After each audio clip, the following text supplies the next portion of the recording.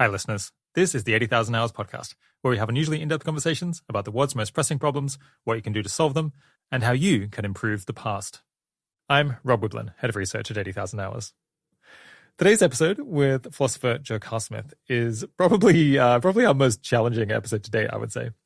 The first reason for that is that we dive into some pretty tricky philosophy and move through those topics at a pretty good clip.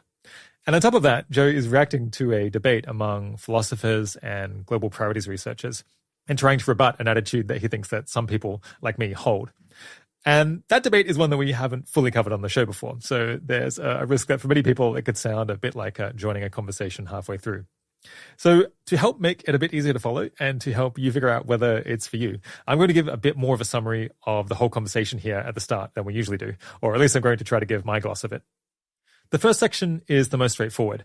Basically, Joe talks about the drowning child thought experiment from Peter Singer and why he thinks it can make people feel like they're being strong-armed into doing the right thing by effectively being called complete jerks.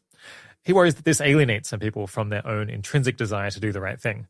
And so Joe offers a variation on the drowning child thought experiment that highlights that we really do want to help others in cases where we can do a lot of good for them at little cost to ourselves, not because of guilt, but just out of compassion and sincere concern. Joe and I then move on and dive into his PhD thesis, which he recently completed and which is called A Stranger Priority, Topics at the Outer Reaches of Effective Altruism. It covers a number of somewhat recent ideas that have come out of philosophy that, if true, could potentially upend our understanding of the world in a pretty big way. We talk about two of those from the thesis and a third, which Joe has written about on his website. The first big crazy idea is that we might be living in a computer simulation because, in a nutshell, if most civilizations go on to run many computer simulations of their past history, then most beings who perceive themselves as living in that history must be in computer simulations. This is a basic idea that you might have heard before, and it's one which Joe examines in his thesis and modifies to try to make it more robust to criticism. At the end of the day, Joe doesn't know of a good rebuttal to the basic argument for taking this simulation hypothesis seriously.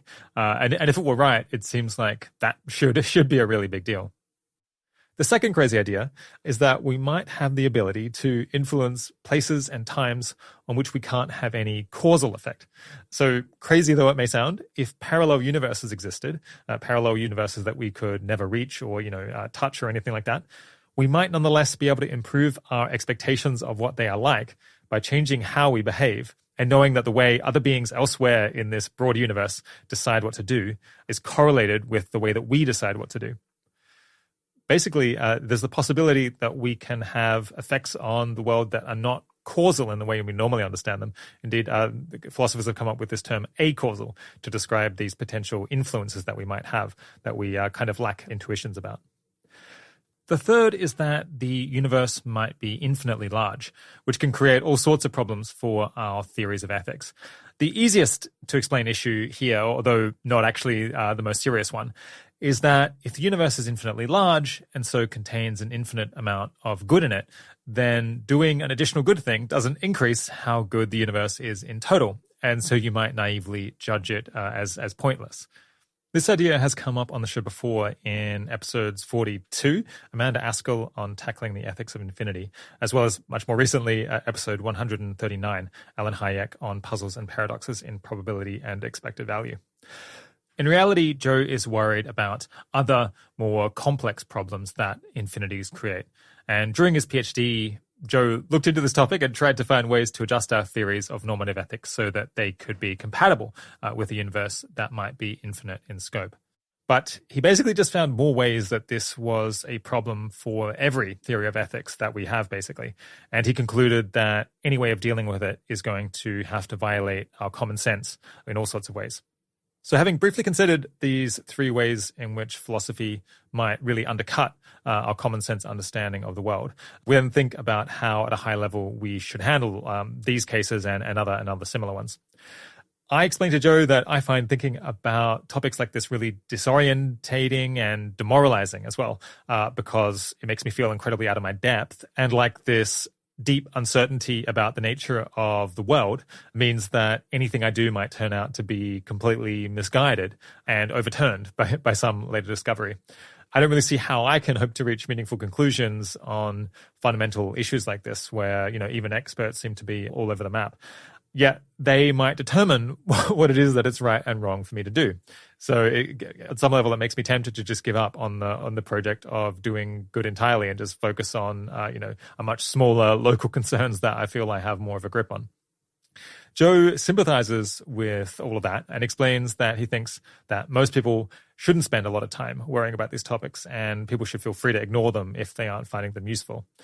For Joe, life comes before philosophy, and philosophy is meant to be a tool for living with a higher level of awareness and clarity about things. And if your philosophy starts to break, then he thinks that your life probably shouldn't be breaking with it. Just ignoring issues that one is unlikely to act on usefully is always an option. And indeed, it's the option that we choose for most topics most of the time, because there's just only so much we can think about. And even though on some level we might feel very adrift because of the uncertainty that exists, in philosophy and about the nature of the world, Joe points out that none of us is so uncertain that we really believe that just starting to act completely at random and hurting ourselves, for example, that doing that would be as good as doing anything else. And the fact that we still feel that way is probably a sign of some level of deep wisdom. That said, Joe thinks that it's important that listeners appreciate that we're far from having all the answers about the nature of the world, or a complete and satisfying theory of moral philosophy that can wrap everything up. And that's because if people feel confident that they've got it figured out, then they might make big mistakes, like trying to commit humanity to a particular vision of the future. Or they might take radical and dangerous and uncooperative actions that would only make sense if someone were very confident that they knew what was right and wrong. Indeed, he has written about the above topics in part because he worries that maybe me and perhaps some listeners are too confident about what sort of future we ought to be aiming for and how to get there, and lack an appropriate, sensible level of confusion about the situation in which we find ourselves. Indeed, he says that if we kind of embrace this idea that humanity as a whole is to some extent out of its depth in trying to improve the world given its current state, then this actually probably does shift our priorities in at least one pretty concrete way. He suggests that becoming a wiser civilization in the long term may be our best bet for dealing with the profound issues that we don't understand today, an approach which Joe calls wisdom longtermism. Basically, he thinks that if we think that we really are uncertain about many things, then first of all, we have to keep humanity's options open. And basically today work on issues that are so urgent that they can't be delegated to future generations.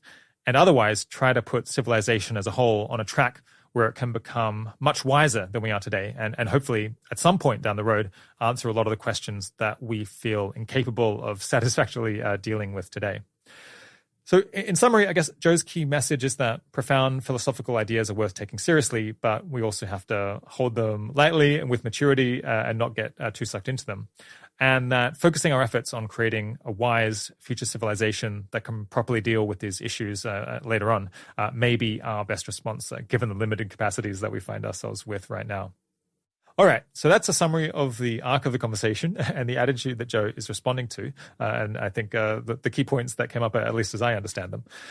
The reason to give the summary is that I think it will help people make more sense of what we're talking about and also avoid getting sucked into many of the kind of technical details and arguments that Joe refers to, which can certainly be confusing, but which, aren't so key to the broader points being made. That said, I'm going to chime in with some clarifications and definitions during the interview. So hopefully it's educational, even if you find it tricky to fully follow some of the points that are being made.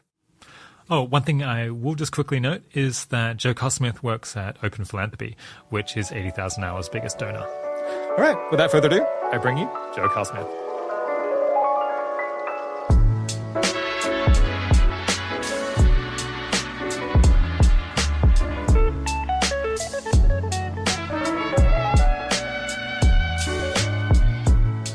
Today, I'm speaking with Joe Carlsmith. Joe is a senior research analyst at Open Philanthropy, where he has worked since 2018. His research focuses on risks to humanity's long-term future, and in particular at Open Philanthropy, he has helped with research trying to estimate when AI would be capable of different kinds of tasks, and he's worked on a report on whether AI systems should be expected to converge on generalized power-seeking behavior and whether that would be a problem. He's a philosopher by training, having done his undergrad at Yale before completing a philosophy PhD at Oxford University on the strangest issues that arise in global priorities research. He's also a well-known writer and blogger who has an extensive corpus of research on all sorts of different topics on his website, joecarlsmith.com. And many of those articles you can hear on his podcast feed, Joe Carlsmith Audio. Thanks for coming on the podcast, Joe. Thanks for having me, Rob. I hope to talk about whether we're living in a computer simulation and how one can cope when philosophy demolishes just one piece too many of our common sense. But first, what are you working on at the moment, and why do you think it's important? So most recently, I've been thinking about moral uncertainty and uncertainty about worldviews in general. And I'm doing that partly in the context of informing Open Philanthropy's thinking about the topic, but I also think it's just important more generally to approaching high stakes and kind of big ideas with the right type of moderation and maturity. In particular, I think there's something about the existing discourse about moral uncertainty that feels kind of fake to me. And I think part of that is that it places a lot of emphasis on the idea of moral theories and your credences in moral theories. And I have some sense that this isn't the right way to understand the kind of richness and tension of human moral life. And I think there are some alternative models in particular that emphasize more cooperation between different parts of yourself and different motivations you might have and perspectives that I see as kind of more promising. And so I've been exploring some of that. Yeah. So moral uncertainty, for people who need a refresher, is this idea that, well, you know, if you think there's a 50% chance that utilitarianism is true, so you should just focus on consequences, and there's 50% chance that some particular deontological theory is true, and so you shouldn't break any particular rules, then you would do some kind of averaging between them, and maybe, you'd focus on consequences, except in the cases where you'd be forced to break some prohibition according to the other theory. Something about that feels kind of forced to you. Is that right? Or it doesn't feel like it's capturing the spirit that you want people to be acting with? Yeah. Just as a sort of intuition pump, I don't think people really go around with kind of credences on deontology and credences on consequentialism. Or I think that's like not a very natural description. If you go out and look at people's moral life and you ask them, so like, by the way, are you like 60% on deontology, 80%? And, obviously there's a lot of ways in which philosophy uses kind of artificial models of psychology and other things to make various sort of abstract points. But I think it's kind of a clue that maybe we're missing something in what's going on when people feel torn between different perspectives and different ways of looking at things, that our way of setting it up doesn't fit super well with what you would have naively said about people. Yeah. Okay. Yeah. I think some of those things will come in later in the conversation. But I wanted to open with a topic that's not exactly the core theme of the interview, but I think will help to motivate why we're going to go through all this effort to try to sincerely understand the world, even when it's taking us to irritating places. I think most listeners will be familiar with the drowning child thought experiment from Peter Singer. It might be one of the most influential thought experiments, at least in moral philosophy, in the last century or so. Yeah, can you very quickly remind us of the drowning child thought experiment and then explain what reservations you have about it? Sure. So the basic setup is that there is a child drowning in a pond, and you can save the child, but only by ruining your clothes. And let's say in particular, it's like a very expensive suit, thousands of dollars, though that wasn't specified in the original experiment. And the basic claim is you're morally obligated in this sort of situation to save the child and to ruin your clothes. And B, that many people in the world, including many listeners to this podcast, would be in a morally analogous situation towards the world's needy. So, the kind of implication being that just as you're obligated to save the child, you're obligated to donate money or otherwise take kind of costly actions to help others around the world. So I think this thought experiment is, with suitable caveats, pointing at something really important about the world, and something I take seriously. I think we should move cautiously in diagnosing the lesson that this thought experiment gives. I think there's something important here, but I think we shouldn't assume too quickly we know what that is.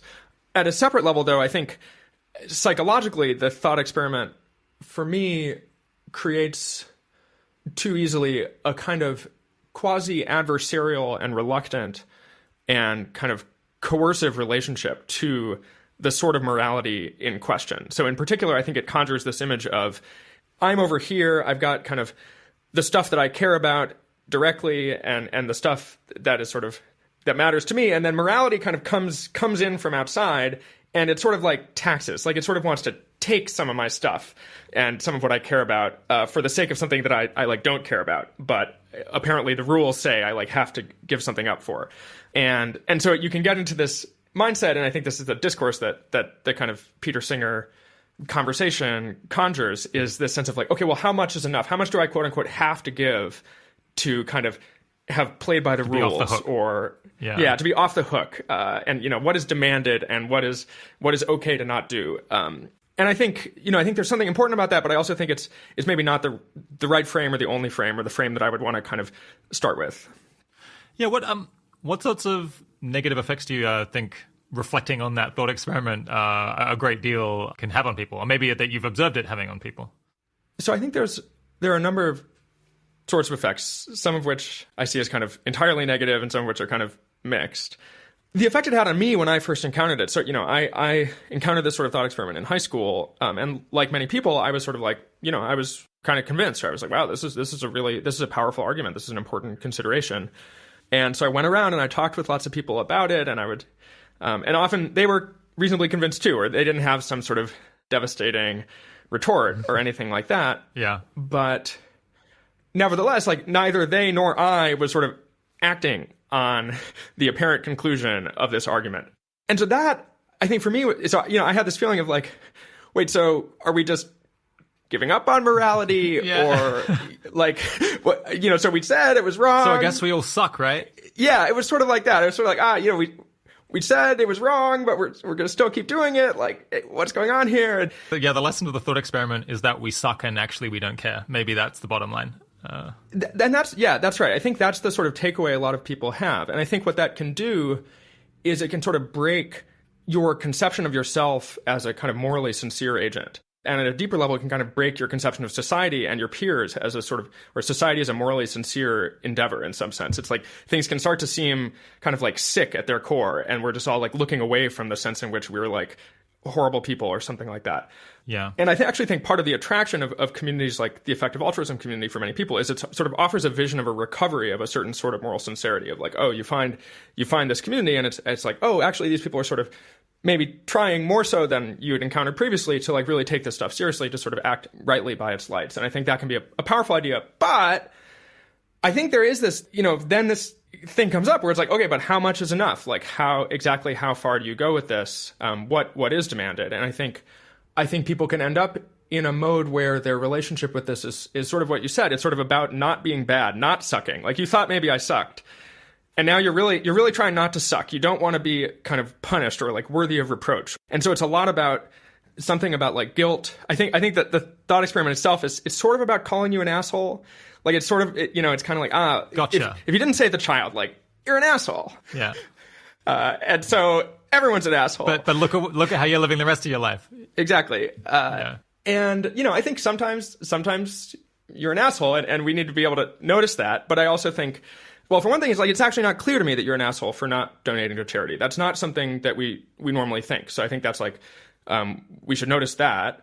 But also, it doesn't seem to me like a very healthy or kind of wholehearted basis for engaging with this stuff. And I think there are kind of alternatives that are better. Yeah. I think I recall in another interview you did that you said you worried that there's a generation of people who, from hearing a great deal, like that this thought experiment is kind of one of the key ideas in morality that they've heard, that they have this almost like low level of trauma or sense of alienation from the idea of doing the right thing because it's coming at them like this hostile force that is trying to shut down their party. They were having a good time and the police have arrived, and now they've got to have, like, the way to live a good life would be to give away everything, to live in penury, and they don't feel like that, but now they're just torn up about it.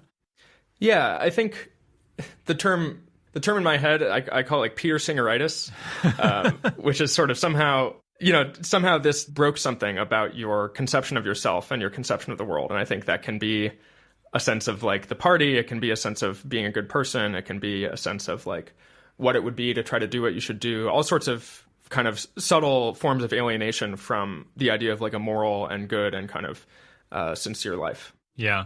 I mean, I should say far from everyone, but potentially at least like some people it's had this effect on. But yeah, you have this variant thought experiment that kind of captures a similar idea, but which at the same time tries to capture the intuition with a very different emotional tone to it. Yeah, can you explain that? Sure. So it's not super different, but I find it lands kind of in my head differently. I really like taking walks, and I think it's good to do the like thing that you're paying or giving up. I think it's good for that to be something that you kind of have a direct connection with valuing. I feel like suits and clothes, it's sort of like, it's like shallow. It's sort of calling you like, oh, what, you and your clothes, like you. But it's like, I don't know, walks, it's sort of like more wholesome. It does make, the thought experiment does make me wonder whether philosophers have never heard of dry cleaning, but I suppose that's kind of trivial empirical issue relative to the moral ones. Sorry, I'll carry on. There's piranhas in the pond. They'll like shred your suit. We can patch it. Yeah. So the thought experiment is sort of, I imagine going off for a walk, it's like a beautiful fall day. I've been looking forward to this. And as I'm about to enter the forest, I see kind of far away in the distance, there's this river, and I see there's some sort of commotion by the river. But, the light is fading, and, so I don't go to the river. I just go on my walk, and I come back, and it's great. But then I learned later that while I was on my walk, there was a man who was drowning in the river. And he was pinned under some sort of machinery. His leg was caught. There were people there trying to move the machinery. His wife was in the water with him. His child was there watching. It was this thing, and they couldn't move the machinery. And they thought maybe one extra person would have made the difference. And the intuition this pumps for me is some sense of like, I kind of just directly want to trade my walk away and kind of have this man live instead. If I imagine maybe it's going to the river, though that's a little complicated, but even if it's just a sort of cleaner thing, I just imagine I can go back in time, I sort of disappear in my walk. I just don't exist for that afternoon. And instead, somehow this man's leg gets free. Somehow, he flops out onto the shore of the river, and his life has his entire life, and his family has him back. And I just sort of feel direct, like, I just want to make that trade. I just think that's just worth it from my own perspective. I sort of want that man to live more than I want me to have this walk. And no one's twisting your arm. I guess is the key thing. Is that you have a great level of regret that you didn't realize that, and so you weren't able to make this trade. Yeah, that's right. I'm trying to sort of skip the part where you're an asshole and just cut to the stakes themselves, and just kind of connect more to just the sense of like, oh, actually, this is something that I care about too. Rather than setting up this sort of conflict of like, oh, there's the thing you care about, and then there's the thing over there that morality demands that you kind of sacrifice for instead. Yeah, and I guess where do we go with that? Because I suppose someone they'll encounter that and think, yes, I would love to not have gone on the walk and been able to save this other person's life instead, if only I'd realized. But then they might continue down the chain of reasoning and think, but I'm in this situation. I'm in a situation that resembles this in normal life, and I don't. So maybe you could still end up with a degree of alienation, or kind of you might conclude yourself that you kind of are the jerk who would rather take the walk. Yeah, I think the thought experiment doesn't sort of resolve all of the stuff that comes up with Singer. So as you say, there's still a question of like, okay, what are you going to do now? Also, notably, in part of what's doing the work in the thought experiment is that you didn't know that you could save the guy. But yeah, as you say, our actual situation with respect to kind of donating to charity and stuff, obviously there's uncertainty about exactly what the impact is, but we know a lot more about what we could do. And so it's not, I think, a perfect analogy for our current situation. It also doesn't answer stuff about like, okay, suppose you go out and it's always, every time you go on a walk, there's a guy drowning. Not just one, like it's just all the, there's like many recurring every mile or two. Yeah, that's right. It's just a line of, it's like, someone fix this machinery, please. Like, why is this? Irresponsible business. Yeah. Yeah. So I think for me, it's, I don't want to say that this changes the conversation in a super structural way. It's more just a way of tuning into a sense of kind of direct connection with the stakes themselves, and a sense that can be something that's kind of coming from your perspective. In the same way you care about other things in your life, you can care about other people. And I just think that's kind of useful to remember, and a more kind of wholehearted initial approach. Like sometimes in these contexts, people talk about these different framings where there's the obligation framing, which is the like, you'll be bad, guilt. And then there's this other sort of what's sometimes called the opportunity framing, which is, ooh, isn't it exciting that I can save lives in the same way? Oh, wouldn't it be amazing to have like saved someone from a burning building? I actually feel like neither of these is the most resonant framing for me. That the kind of first one is too guilty and coercive. The second one's kind of too happy and excited. But I feel like there's like this middle or this other one, which is just like, oh, you just care about this thing. And it's not, it's not necessarily a happy thing. There's like a lot of grief and sadness sometimes. I mean, but it's also not a kind of guilt, necessarily a guilt-based, externalized pressure. Yeah. There is something perverse about imagining someone coming upon a burning building with sort of glee, excitement that finally they have an opportunity to to show their moral chops. There's something that's like perverse about that as well. Yeah. And I guess you're trying to find something that's a middle ground of sorts.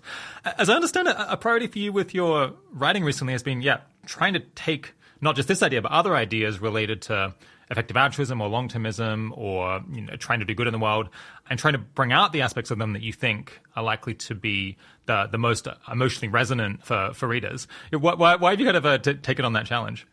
So, I think the most basic answer is that I just think this stuff is real. It's not a game. And I think tuning into that just kind of is emotion. We're talking about really high stakes stuff that really matters. And I think it's important to just kind of see that clearly.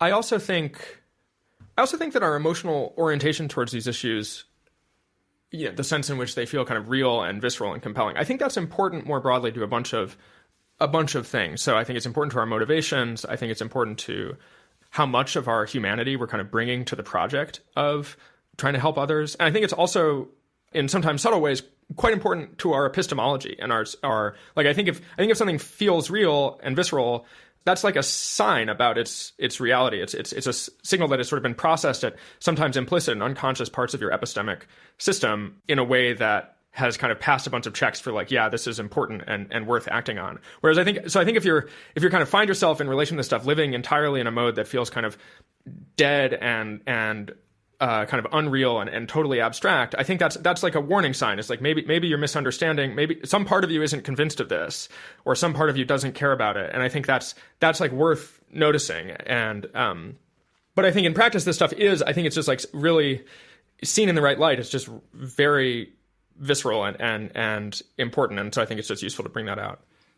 Yeah, is there a good or kind of simple example of an idea that you think is often presented in a dry or maybe even hostile way, where it could relatively straightforwardly presented in a more resonant way?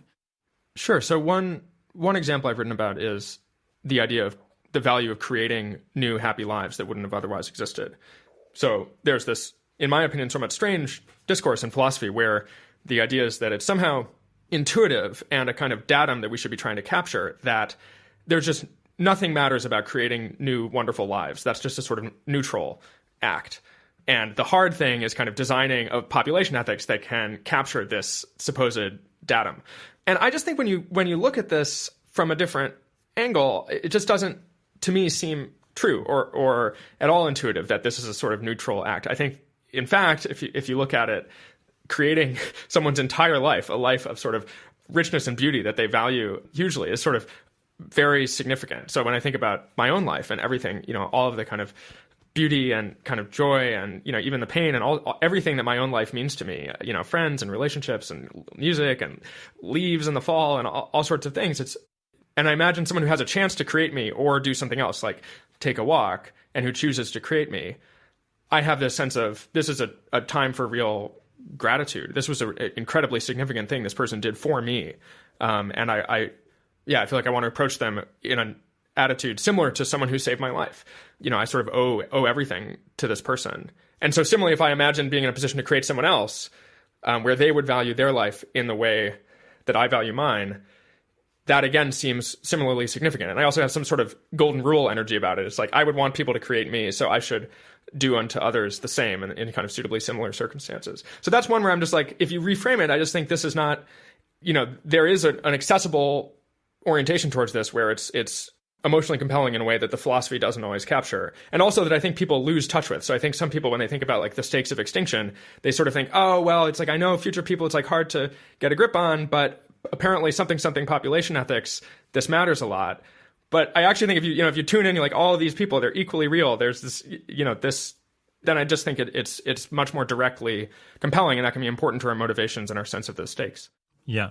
What about the case of having children. I mean, setting aside the question of whether you might have any duty to have kids if they would have a great life or not. If you present the case to someone of, imagine that you had children, a child, they went on to live this fantastic, rich, fulfilling life. They accomplished things for other people. They experienced a wide range of things, and then on their deathbed they were like very satisfied with how things had gone. And you knew, and I don't know, somehow from heaven you could like look down and see how their life had played out. Like, would you think that it was good that you had kids in retrospect because you'd created this person who had this wonderful life? I feel like in that case, I don't know, it is kind of intuitive that you'd feel like maybe you didn't have to do it, but it was nice that you did. Yeah, I'm not sure whether the philosophers how much they talk to parents. I don't know.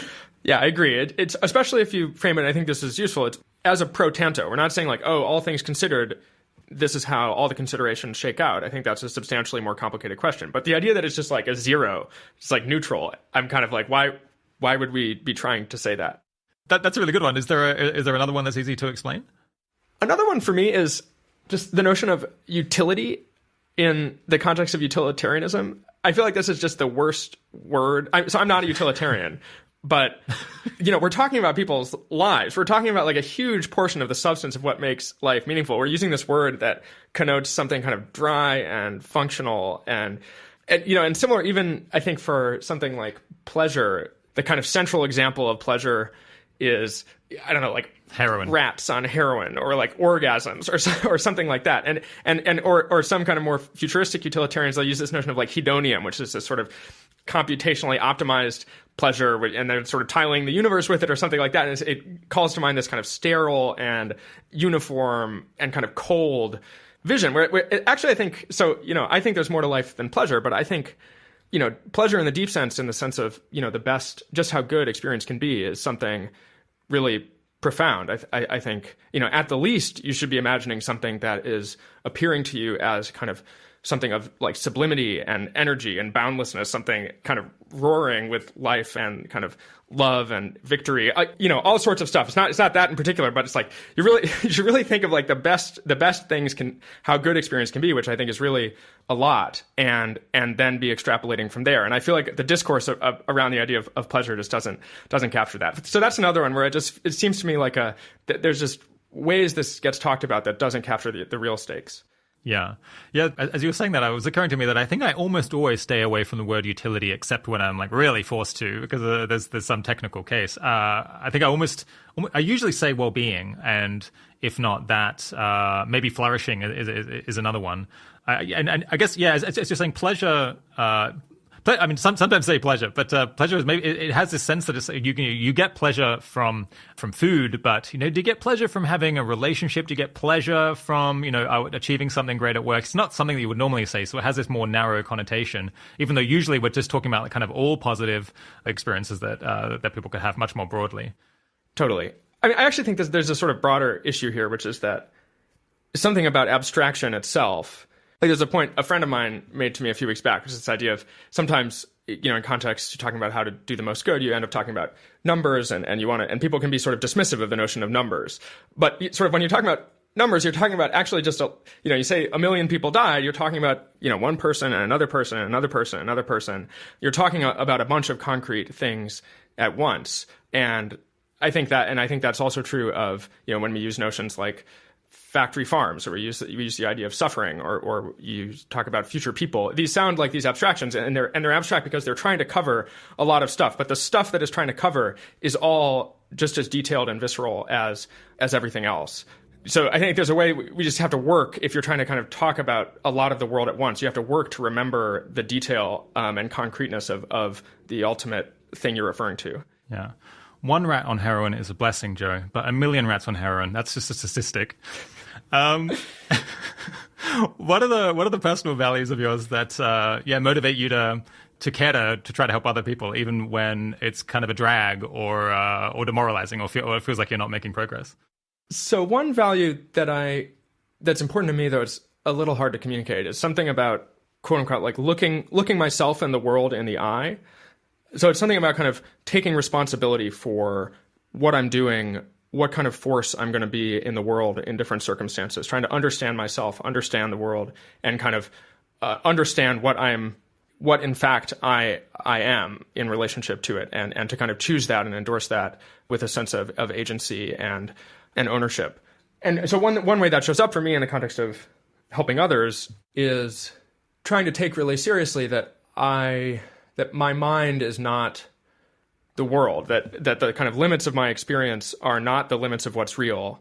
And, in particular, so like I wake up and I'm just like Joe every day. Every day it's just like Joe stuff. I wake up and it's sort of this sphere of Joe around me. So it's sort of Joe stuff is sort of really salient and vivid. There's this sort of zone. It's not just my experience. There's also like people and, my kitchen. There's things that are kind of vivid. And then there's a sort of part of the world that's much more, that my brain is doing a lot less to model. But that doesn't mean the thing is less real. It's just my brain is doing is like putting in a lot fewer resources to modeling it.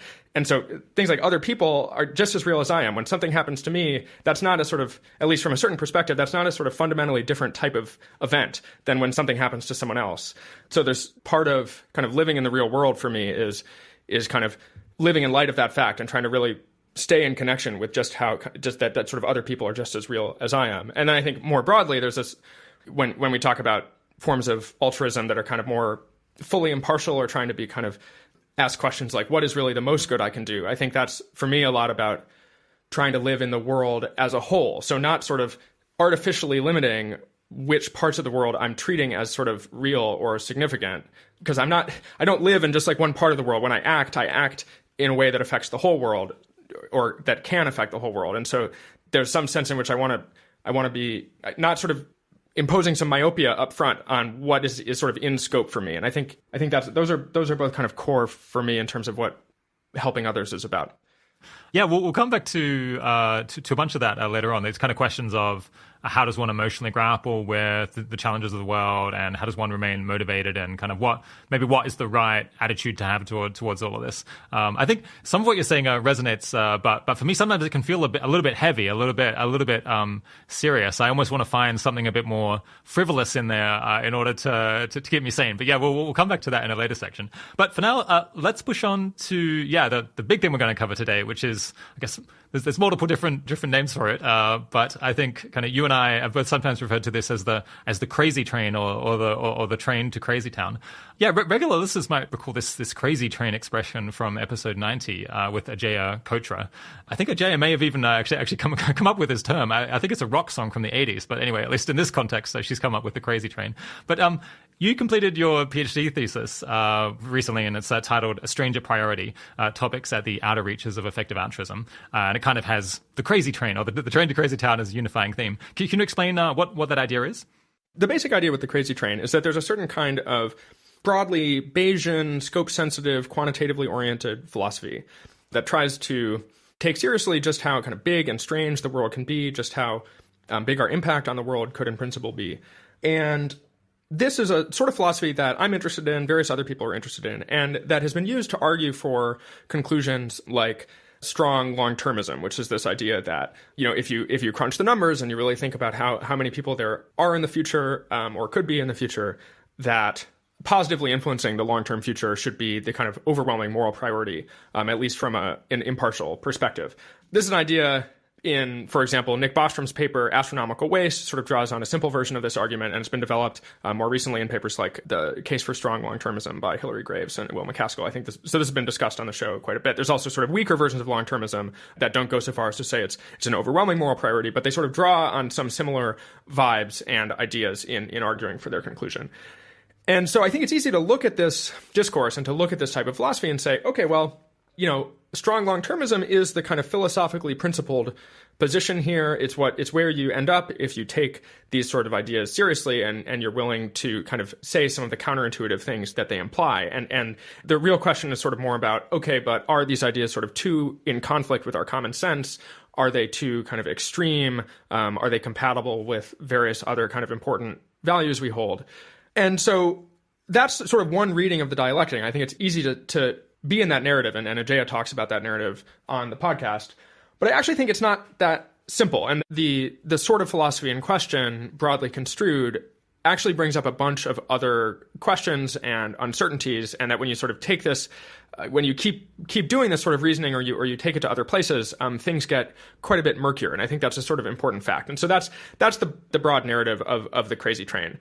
Yeah, so it's a little bit related to the idea of crucial considerations, I suppose. So crucial considerations are these like big ideas that might significantly change kind of what you think you ought to do. Like not just say, you should do this 10% less, but like maybe you should do the opposite of what you were doing before, or maybe you should focus on a completely different thing and you've had the wrong idea all along. And maybe the crazy train is like it's going on to like further and further stops, like potentially overturning the things that you thought before and overturning more and more aspects of common sense that you were living with before you started this project of trying to make everything better.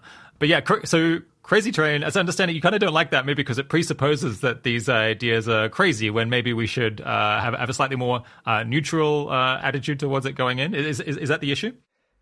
So I think there's a few issues. I have issues both with the term crazy and with the term train. And I actually think the train problem is bigger. So yeah, I mean, crazy, it's sort of pejorative. I feel like anytime you're in a context that someone's like, well, there's this idea and then there's this other idea. Let's call the other idea the bad idea, or the wrong idea.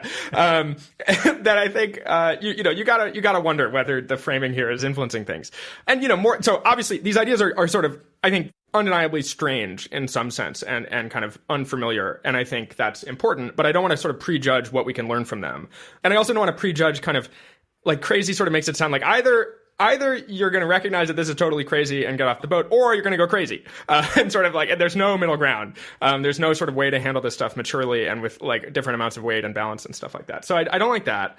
Yeah. And so I think the idea of a train, it suggests, okay, there's a kind of single train, just one train, and there's a single ordering of the stops, and you have to get off at one place in particular, and also there's a sort of single place that it's going, and the question is just sort of how far you ride, how far you like let it take you. You're not doing it, the train is kind of pulling you there. And I think that basically none of that is true. And so I think there are a lot of different ways into this stuff. There's not a sort of single craziness metric that's like kind of linearly, that's just like increasing along one dimension. I think you can reject a bunch of ideas associated with long-termism and other ideas in this space, but still get bitten by a bunch of these issues. So I don't think it's sort of just people who've kind of accepted a bunch of things who have to deal with this.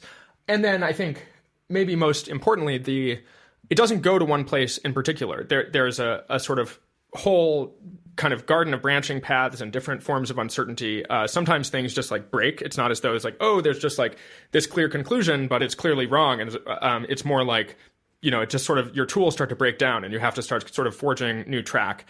So I don't have a super better term that I want to propose. The term that Aaron at Open Philanthropy suggested that I liked, he suggested something about the wilderness, which I like. And so maybe, the philosophical wilderness, where this calls to mind, all right, there's a lot of ways in. It is kind of unfamiliar and strange or sort of far away from home. Maybe you're going to get lost. There's a risk of getting lost. There's a risk of getting eaten by something, so it's not, but also there's sort of a lot of different, there's a kind of exploration dimension. You're sort of pushing into new territory. And also there's like a lot of different paths forward. So I think that's probably better in practice. I've sort of gotten used to the term, the crazy train. I do use it in my thesis. I'll probably just use it here, but I want to emphasize its limitations. Yeah. I suppose, yeah, for replacing train, I like the wilderness. Maybe it feels more like a sampler platter, though, as you're saying, because it's not a linear thing where you might only accept the later stops if you've accepted the earlier stops and stayed on. It's more like a range of different ideas that you can dabble with, or each eat to a different extent. So you have like, I don't know, the sampler platter of peculiarity. Yeah, I think that's useful. I think that neither of these does well is it sort of suggests that you can only be in one place at a given time. Whereas, in fact, I think the right way to hold a lot of these ideas is with sort of differing levels of weight and letting them influence you in different ways.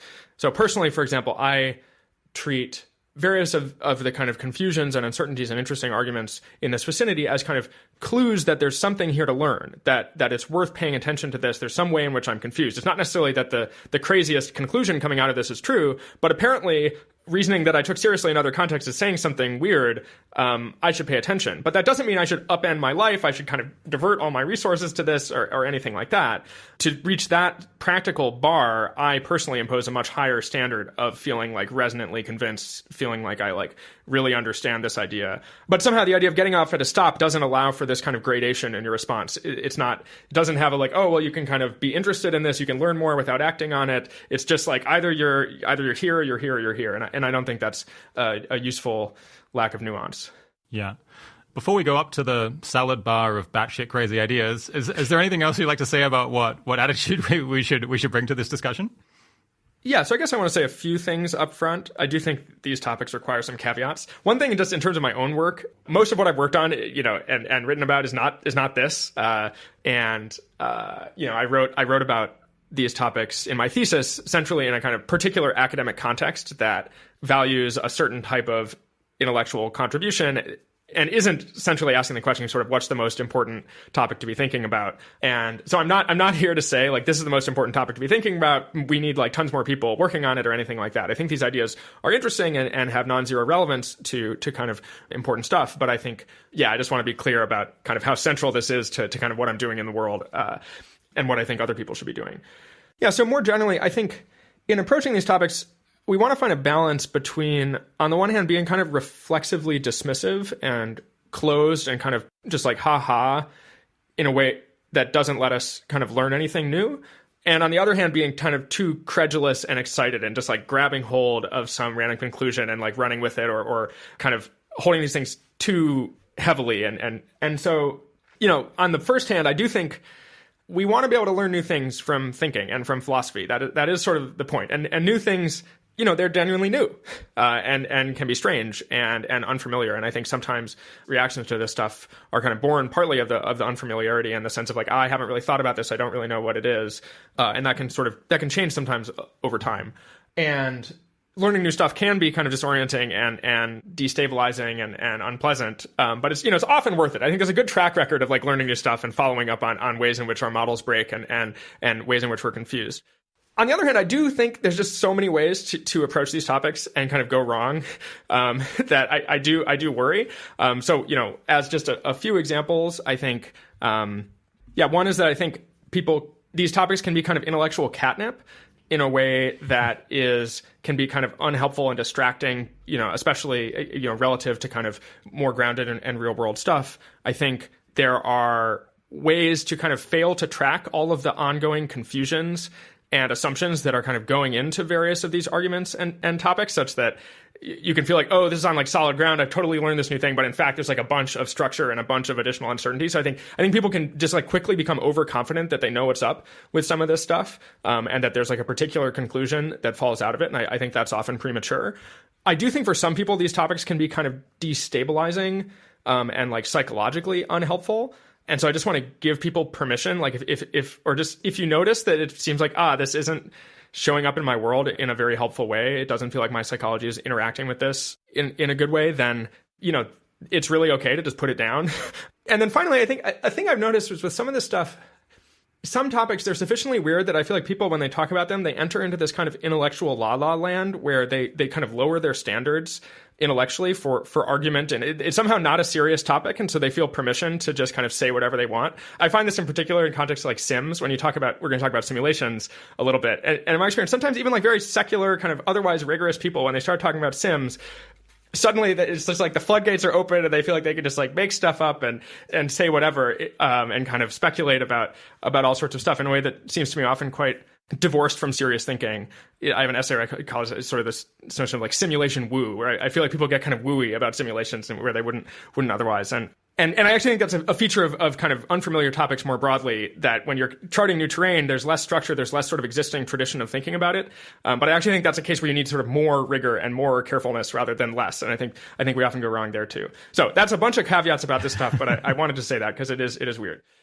Yeah, I feel like with all of this build-up, we've really got to bring the crazy now to justify it all. If we bring something lame, like just tell people that there's difficulty, philosophically fully grounding induction, I think they're going to be disappointed. Yeah, that's right. That's the whole thing, actually, is, guys, causation. Have you heard? Have you heard? We don't know. What's up with it? Is it real?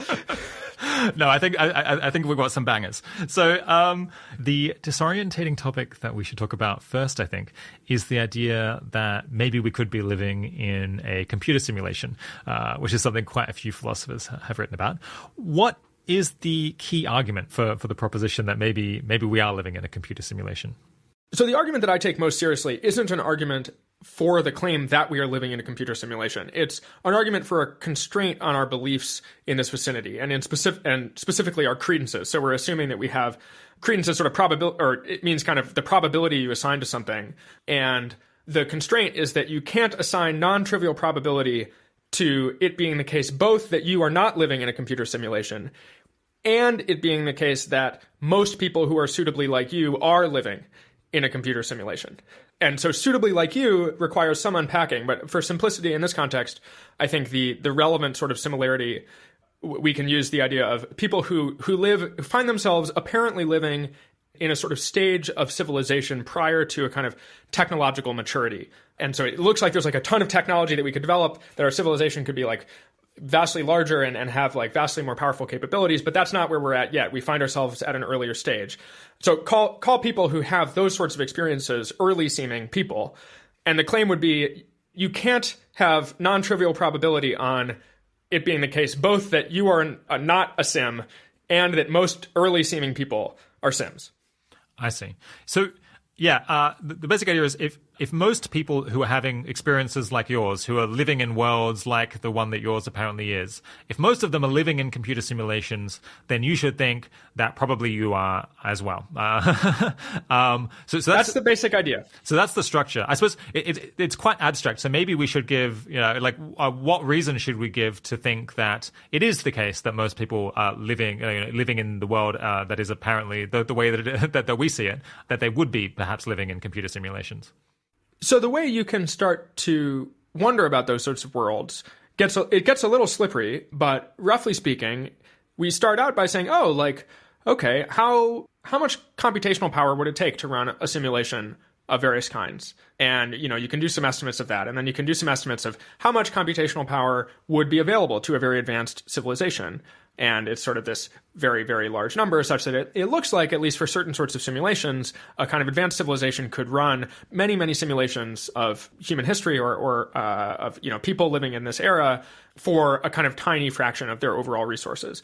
So you would have thought, just kind of extrapolating from kind of our basic scientific picture of the world and how simulations work and neuroscience and stuff like that, it's at least quite plausible that advanced civilizations would run lots of simulations of early seeming people. And so you start to take seriously that you live in those worlds, but then you notice, if that's the world, then this constraint that I talk about bites. And so there's a question like, okay, so does that mean I take whatever credence I had in those worlds and give it to my being a sim, or do I change my credence on those worlds? And there things get muddier, but it shows that some sort of revision to our common sense is required. Yeah. So there could be all kinds of reasons why possibly there could be simulations of people like us being run. And of course, it's extremely mysterious because if that is the case, then we don't know what the world outside the simulation is like. We don't know what the beings simulating us would be like and what their motivation might be. But, we could come up with stories that are kind of plausible about why we as a, humanity, if it continues for millions of years and, ends up with incredible technological capabilities and able to harness, all of the energy of the sun, like, would we potentially turn some of that towards, running simulations of our history in order, for science or technology, or perhaps just out of curiosity as performance art? I don't know. And then if we, given that it would be extremely cheap for us to do that at that stage, maybe we would do it a lot. Maybe we would do it again and again and again and just, learn about the differences or create different worlds just to sate our curiosity and learn more about how, what other things might be out in the universe, for example, or what kind of stuff is possible. Could be really fascinating. And then you're like, so that's like one plausible story, and there might be other ones as well. And if we did do that, then there would be very many simulations, perhaps. And so now we're bitten by this constraint. You said you'd have to say they would run very few, or it's very unlikely that would ever happen, or we should think that maybe we are. Yes, but I do want to flag that I think there can be something quite slippery about this particular way of framing it, and this is something that disturbed me when I first encountered the argument. There's a few forms of slipperiness here. One is if we start with trying to make salient the hypothesis that we do live in this sort of world where there's a lot of sims of early seeming people. And we do it by first talking about a bunch of empirical claims about, for example, the computational power that would be required to run a sim, the computational power available to an advanced civilization, I think there is this weird kind of self-undermining quality that the argument can start to take on, where we condition on those empirical claims being true, and then we assign some portion of that credence to being in a sim. But if we're in a sim, then the sort of empirical claims were derived from evidence that wasn't about the world simulating us. And so it doesn't look like we actually had very good evidence for those claims. And so there's some self-undermining quality there. There's also a different, though related thing, which is that, the way you put it is sort of, if we imagine ourselves, first we imagine ourselves as people who aren't sims, and then we imagine our future going forward and people in the future of us, kind of ahead of us in time, running a bunch of sims. It can sort of sound like the argument is then saying, and maybe you're one of those people over there. But the way it's been set up, it's sort of the imagery is like they're over there, and we're sort of pointing ahead of us in time. And you can't be over there.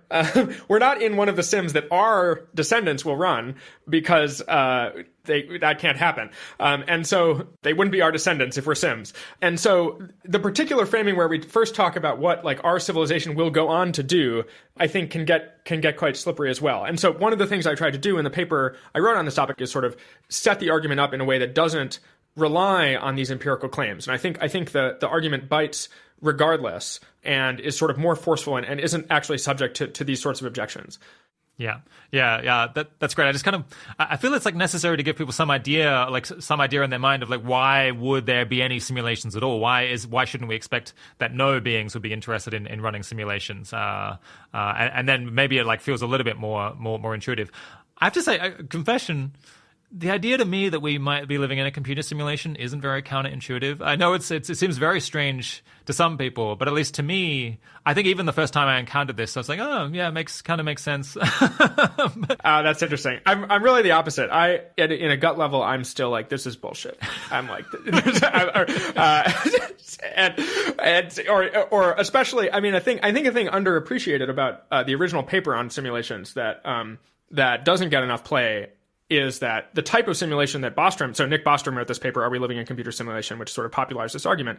The type of simulation he's talking about is what's known as a shortcut simulation, which means that there's a bunch of stuff that you naively think is kind of detailed and real, but is actually not being simulated. So in Bostrom's paper, like the stars are very unlikely to be simulated in any detail. I think he talks about like the microstructure of the Earth doesn't exist when people are looking at it. And I hear that, I'm like, that's some bullshit. Anyway, so I think it's interesting how people react to this in different ways. Yeah, it's like that classic Rick and Morty episode with the people simulating it, and kind of as they're running, then they're just they've got little robots creating the space in front of them. Yeah, I guess are there any? I guess intuitively this is weird to you. Do you think there are any good reasons to doubt the soundness of like the general argument here? I think there are reasons to hesitate. So I think the argument as I presented it for this basic constraint, which is not an argument for a specific sort of credence on being a sim, strikes me as quite forceful. As far as I can tell, it's not. There's no sort of obvious hole that sort of everyone in the know is aware of, and in fact, some kind of confident dismissals of the argument, including by sort of sometimes prominent scientists, strike me as quite kind of unserious in their engagement with the topic. That said, I do think there are a lot of reasons. There are remaining reasons for hesitation. One of the most salient to me is that the argument works most naturally in finite worlds, where you can talk easily about the sort of ratio of sims to non-sims in different classes of observers.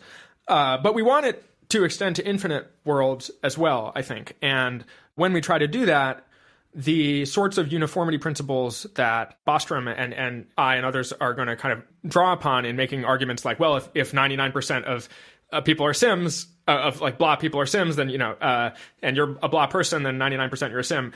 That sort of reasoning gets a lot weirder and harder in infinite contexts. And so just to give some intuition for that, if you imagine I tell you, okay, it makes sense if I tell you you're one of 10 people in rooms labeled 1 through 10, what's the probability you're in room 1? It's very natural to be like, okay, 10%. I'm going to split my credence equally between these rooms. If I instead tell you, okay, you're one in an infinite line of people with rooms labeled with the natural numbers, what's the probability you're in room like 52? Well, so, A thing you can't do if you want to have kind of real numbered normal probabilities on each of these rooms and non-zero, you can't assign uniform credences to each of the rooms because they'll add up to more than one. So you need to do something else. Maybe you need to have infinitesimal credences, or maybe you need to assign unequal credences to the different rooms. Suddenly we're in sort of new territory. Now, admittedly, this is territory that cosmology in general has to grapple with. So there's this general problem in cosmology, the measure problem of like, how do we talk about the fraction of observers in a big universe that are having different sorts of experiences? And it looks plausible we're going to need some answer to that if we live in an infinite world. And you might think, we'll just apply that to Sims too. But the issue is like, it's not clear that that solution is going to be of the kind of uniformity indifference-ish form that is normally at stake in the simulation argument as it's presented initially. So I think that's a reason. That's like a reason for pause for me. And I think it's connected with another reason for pause is like there are these arguments about Boltzmann brains, which are these sort of like observers generated by random fluctuations in the universe. Those arguments are actually quite structurally similar to the simulation argument. It's roughly like, there's this like big class of observers. If most observers of blah type are Boltzmann brains, then you should think you're a Boltzmann brain. And I'm just like out on being a Boltzmann brain. I'm like, sorry guys, I'm not a Boltzmann brain. I read people differ. Yeah, we haven't really defined Boltzmann brain here. It's something about how, there's so much matter bouncing around in gas clouds and in stars that couldn't you accidentally end up with something that functionally resembled the mind of an observer like us for a fleeting moment in those structures. I read about this a few years ago and I was just like, I don't have space for this in my life. This is... Because I mean, at least the Wikipedia article at the time said, it's like most scientists think that this is a sound argument and that like, yes, we should expect most observers to be like this. And yet nobody thinks that they are a Boltzmann brain of this kind. And I was like, I don't know, I got better things to do than read more about this. I feel confident that I'm not a Boltzmann brain. This is like nobody thinks that they are either. But yeah, it's very interesting that it has a somewhat similar character. Hey listeners, Rob here. I'll just say, I think we didn't nail the explanation of what a Boltzmann brain is there. As I looked up later, it comes from the idea that some people have proposed, which is that the entire universe sprang from sheer chance, from random fluctuations in some broader universe that created this universe that has a remarkable amount of order to it, at least initially at the Big Bang. I'm not going to be able to explain this well, as you can probably hear there. If you're interested, I suggest Googling, "Are you a Boltzmann brain?" PBS Spacetime. And that will bring up a really nice video that made things a lot clearer to me, and is certainly a lot clearer than any explanation that I could give here. All right, back to the interview. Yep. And one disanalogy that I think is relevant, and it's part of what makes me feel very confident that I'm not a Boltzmann brain, is so all the Boltzmann brains, or sort of almost all of them at any given moment, are about to disintegrate. Like it's just like random fluctuation, and then they're about to fall apart. And so if you think you're a Boltzmann brain, you should like be highly confident that you're just like, this is the last moment. You only exist for an instant. Yeah. And also that your memories are probably fake. I mean, it's a little complicated, but so I'm just out. I don't think that's right. I'm not saying that's too weird. I'm just like, I think it's wrong. I just think not a Boltzmann brain. So we need to figure that out. And I think the sim stuff is like sufficiently similar that I think that's like another red flag. So there's just like a bunch of ways the sim argument could be wrong. I don't think we should be like, let's hang our hat on this. But I do think it's like, this is an unusually strong argument for like an unusually dramatic revision in our basic understanding of our existential orientation. You don't come across that every day. I think if you do, we should sit up straight. We should be like, there's something to learn here. We should get someone on this one. Yeah. I like that. I kind of asked you what doubts you had or like what reservations you had, and you brought in infinite ethics to challenge it. I feel it's like trying to put out a fire with a flamethrower. Of course, yeah. As you're saying, it's an unusually strong argument for an unusually large revision of our understanding of our reality. Of course, if being in a simulation made no practical difference to anything that we ought to do, then this might be, a fun discussion topic, but not something that we should spend that much time thinking about. But yet, what might being in a simulation imply about what actions we ought to take, if anything? I thought much less about the practical implications of the simulation stuff than just about the argument itself. So nothing here is especially confident. I also think it's worth distinguishing between what would the practical implications be if you knew that you lived in a sim, and what are the practical implications in our actual epistemic circumstance where we have some uncertainty, maybe some newfound uncertainty and confusion about the possibility of living in a sim, but are very far from kind of knowing. And, I think on the former thing, if you knew you lived in a sim, I mean, it's sort of surprising if it makes no difference, right? It's just because it would be outrageous. And I think people are sometimes like a little too eager for it to make no difference. Like, I think they're sort of like, they hear this argument, they're like, okay, so tell me should I buy different groceries? No? I thought so. Okay, I'm out. Or something like that.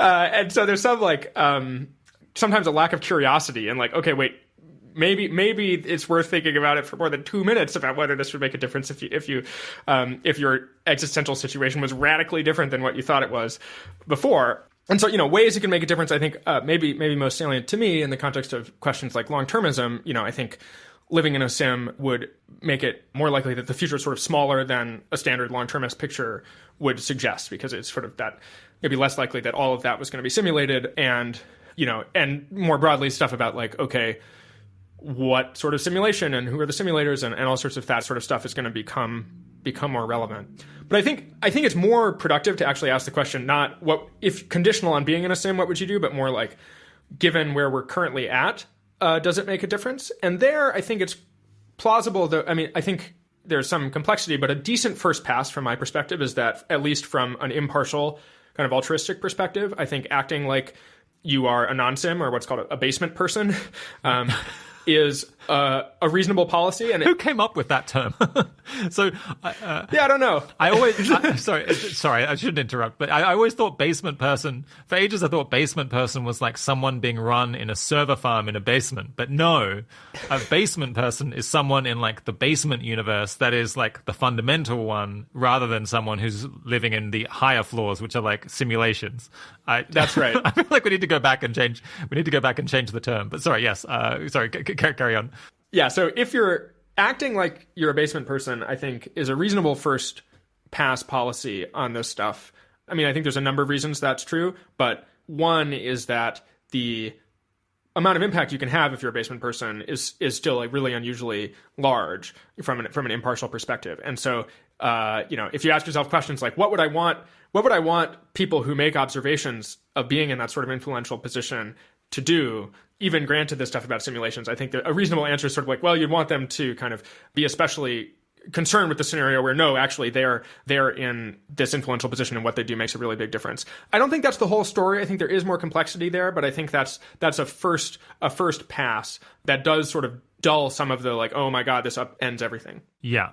So the idea would be, well, if you are in a simulation, then from an impartial point of view, probably the stakes are much lower, because at some point the simulation is going to be turned off. So there's just only so much that can be done within this much smaller world. Whereas if we're not, if we're actually in the real underlying world, not a simulation, then, well, all of the stars really do exist. Time could go on forever. We're not going to be shut down. So the stakes are much higher. So we should act kind of as if we thought that we probably were in that world, because it just matters more. That's kind of intuitive.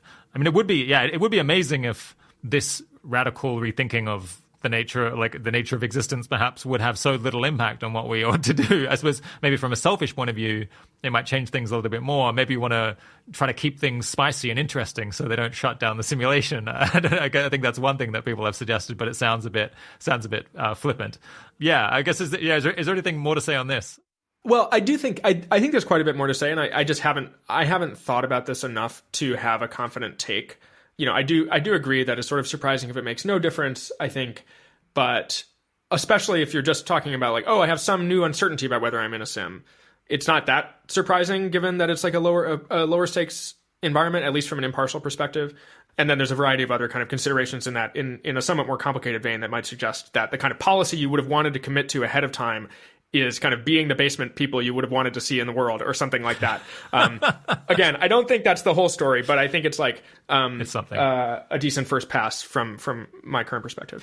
Yeah, I suppose if you think many different simulations with minor alterations are being run, then we might bring in this other issue as well, that like what you do might affect what your twins or very similar people in these alternative simulations will do, which then increases the stakes again. But let's just set that aside.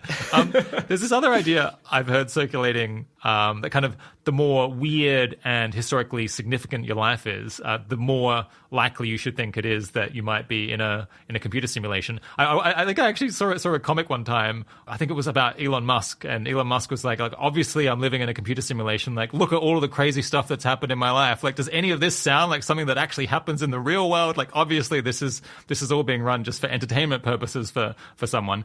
But I think that actually kind of does have some intuitive appeal that maybe, well, wouldn't you be more likely to run simulations of stuff that was exciting rather than stuff that's really boring? But you don't think that this goes through? Is there a way of explaining why? So the specific claim I want to make is that this doesn't fall out of the classic simulation argument that I discussed earlier. I think it's possible that you can get some update towards being in a sim from being an unusually influential or weird person or something like that using more complicated anthropic principles, but that's going to get into, I think, substantially gnarlier philosophical territory, which in my experience, people who are compelled by this argument don't especially want to explore. Or my view is this argument exerts kind of influence on people's thinking out of proportion to its like having been worked out and making sense. Okay. To give a intuition for why I don't think this falls out of the classic argument, basically in the classic argument, all of your credence on being a non-sim is coming from worlds where there are very few sims like you. And so let's just, let's like round that off to like no sims. So let's say, a toy example would be, suppose there's two types of worlds. There's world A where there's only one planet. It's just Earth. That's the whole universe. And there's two types of hypotheses.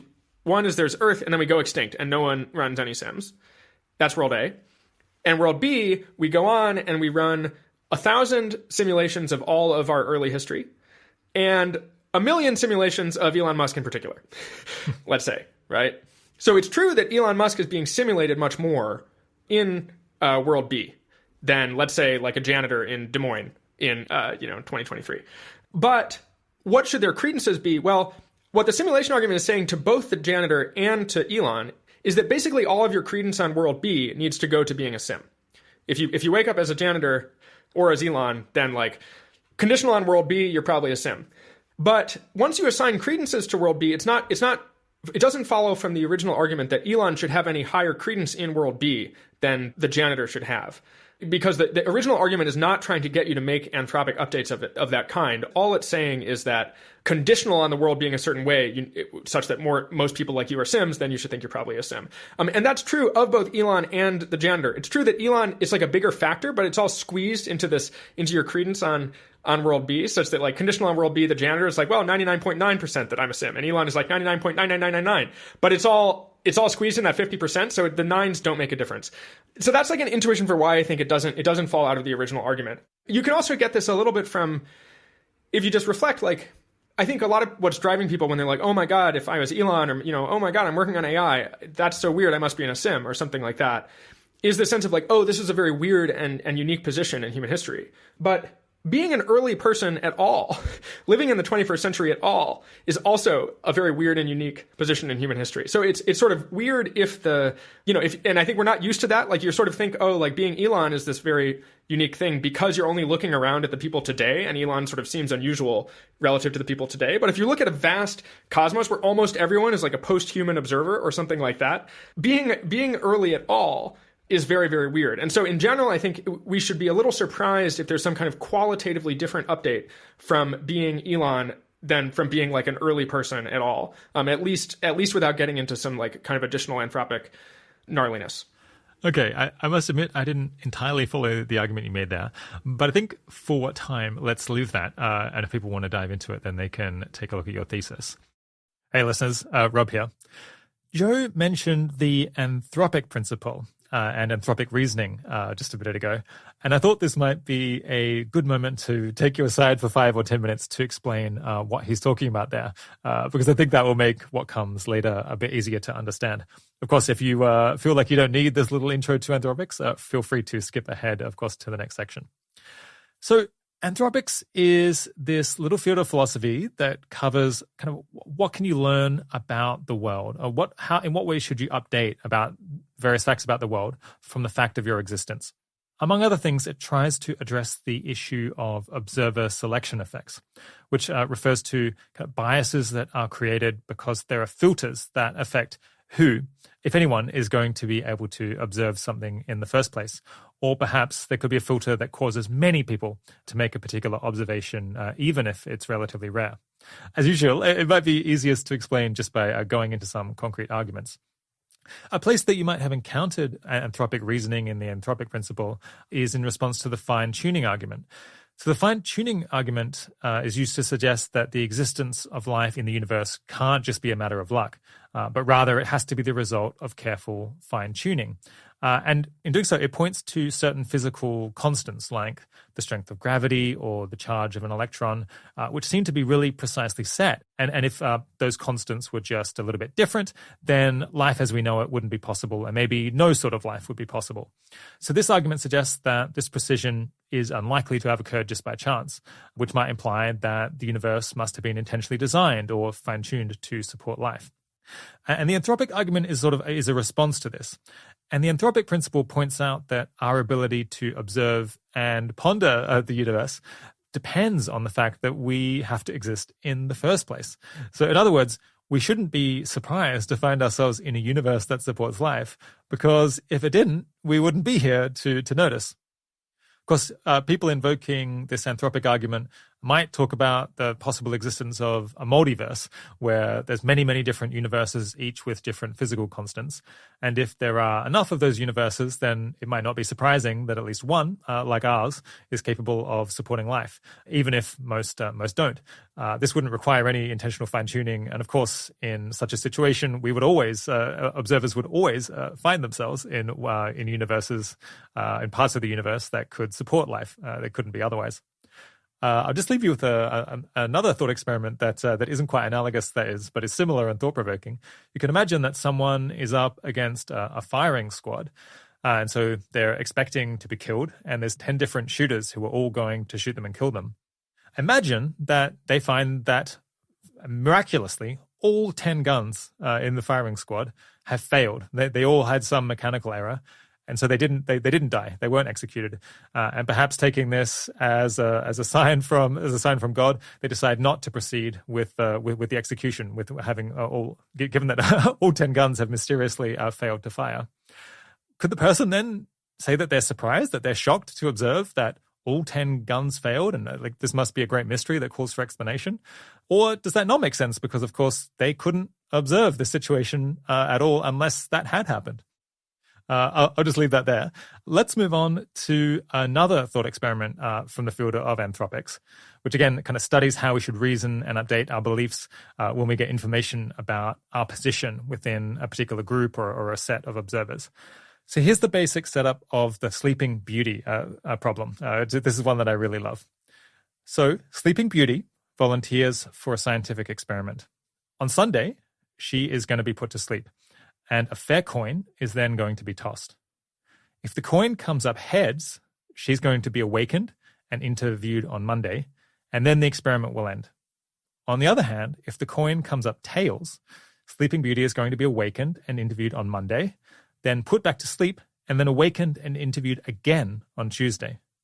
The memory of the Monday awakening is always erased, so she can't remember it during the Tuesday awakening.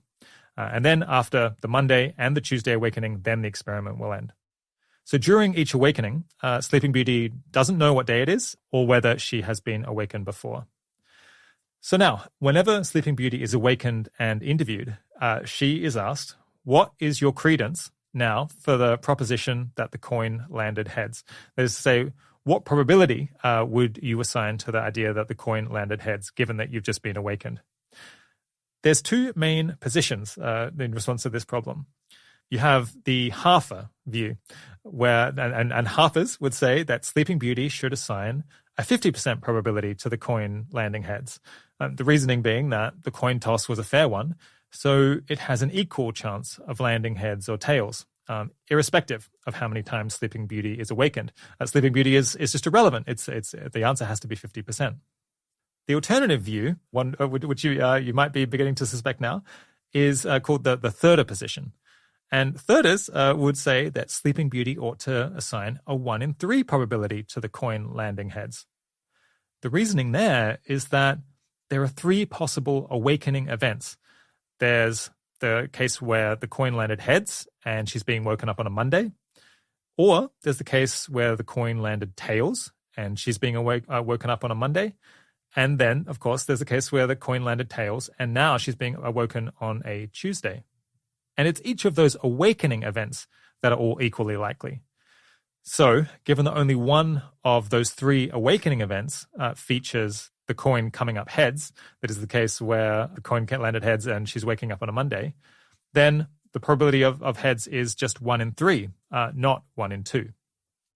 So, yeah, the Sleeping Beauty is interesting because it's not clear which position is correct, and people have conflicting intuitions, and even professionals kind of disagree on this.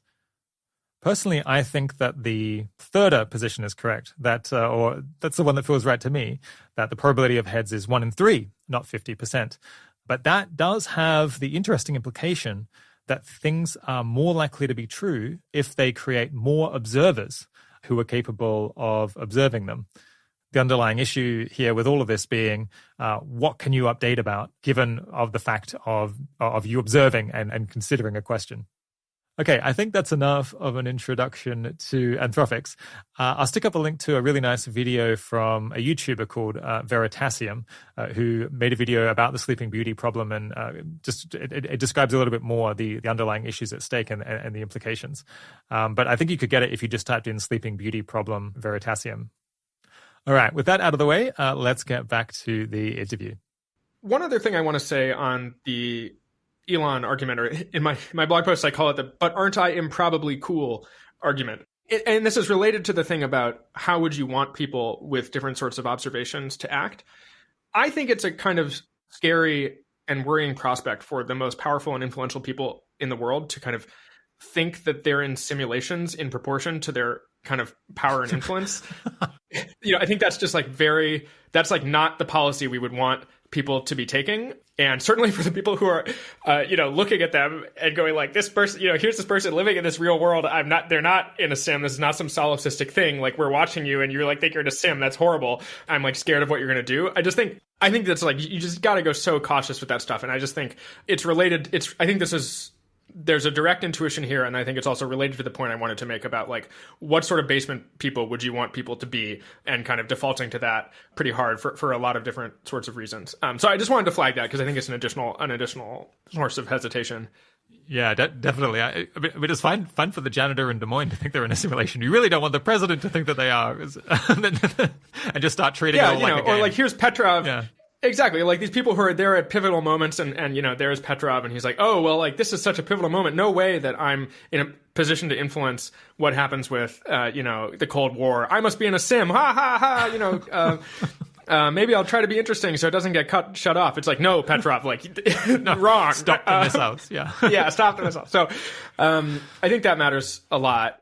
Yeah. And then another thing I just want to add as a hesitation I have about the sim argument as a whole, though this is more inchoate and actually draws on an anthropic principle that I don't otherwise endorse, so it's a bit complicated. But I think a thing that people don't appreciate about the sim argument is that the most salient hypotheses where there are lots of sims, or where in particular there are many more early-seeming sims than early-seeming non-sims, those hypotheses also involve there being vastly more late-seeming people than early-seeming people, where a late-seeming person is just someone who finds themselves existing in a technologically mature civilization. So even if it's the case that an advanced civilization devotes some fraction of its resources to running sims of early-seeming people, it still seems very likely by default that most of what's going on is stuff in the present. Having a post-human civilization, so people who are observing that they live in an advanced civilization, citizens, like normal citizens, workers, all sorts of things. And so there's something, I think, quite surprising. I think sometimes people want to use the simulation hypothesis as a way to be less surprised that they're early, or that they're early seeming, or that they're Elon. But like, you should be surprised that you're early seeming even if you're a sim, because like the vast majority of people are not early seeming at all, at least on a certain sort of anthropics. And I think that anthropics is sort of complicated, but I do feel the pull and some of the intuition. I guess I just want to flag that as like a persistent source of uncertainty for me, where even if you start to say you're a sim, you should sort of still be pretty confused. Like, why aren't I a post-human, like flying around in a spaceship like everyone else, or approximately everyone else? And so, and that's the sort of logic that leads people to what's called the doomsday argument of saying, no, maybe there are no post-human civilizations at all, and there's a bunch of complexity there. But I just want to flag that as like an additional confusion that's lurking for me and that I think should give us pause. Okay, so we definitely haven't done this topic full justice, but we'll link to the chapter from your thesis that's about this and some other good resources for people who are interested to hear more about this kind of reasoning and I suppose people's reservations about it. Let's push on to a different kind of surprising bit of philosophy, which might be important, or maybe not, but it's called decision theory. And decision theory is this kind of established field in philosophy that shouldn't really by all rights be so exciting or all that strange. But yeah, some people working on related issues, including you, have kind of mounted an argument which I think is kind of gradually gaining some popularity, that despite what you might think, our actions can impact parts of the universe so far away that we could never causally interact with them, or we might be able to in fact affect parallel universes that we can't causally interact with, or maybe even we could do actions that might be able to influence what happened in the past, which I have to say to me really does feel that's really out there. You open an essay on this with this beautiful pithy paragraph. I think that you can control events you have no causal interaction with, including events in the past, and that this is a wild and disorienting fact with uncertain but possibly significant implications. This post attempts to impart such disorientation. Can you explain the basic setup here? Sure. So I think the sense in which I think you can control things that you don't causally interact with, it's a specific sense of control. And it's not cause. We're not impacting in the sense of causation. You're impacting in the sense of you should sort of think of your actions as influencing what happens over there, and that's sort of, for all intents and purposes, a kind of reasonable way to make decisions and makes an important difference. And a way to bring that out, the experiment that convinces me most is, so you imagine that you are a deterministic AI system, and you only care about money for yourself. So you're selfish. And there's also a copy of you, a perfect copy, and you've both been sent, and you've both been separated very far away. Maybe you're on spaceships flying in opposite directions or something like that. And you're both going to face the exact same inputs. So you're deterministic. So the only way you're going to make a different choice is if the computer's malfunction or something like that. Otherwise, you're going to see the exact same environment. And in the environment, you have the option of taking $1,000 for yourself. So we'll call that defecting, or giving $1 million to the other guy. We'll call that cooperating. So this structure is similar to a prisoner's dilemma. And so, you're going to make your choice, and then later you're going to rendezvous. So what should you do? Well, here's an argument that I don't find convincing, but that I think would be the argument offered by someone who thinks you can only kind of control what you can cause. And so the argument would be something like, well, your choice doesn't cause that guy's choice. He's far away, maybe he's light years away. So you should treat his choice as fixed. And then whatever he chooses, you get more money if you defect.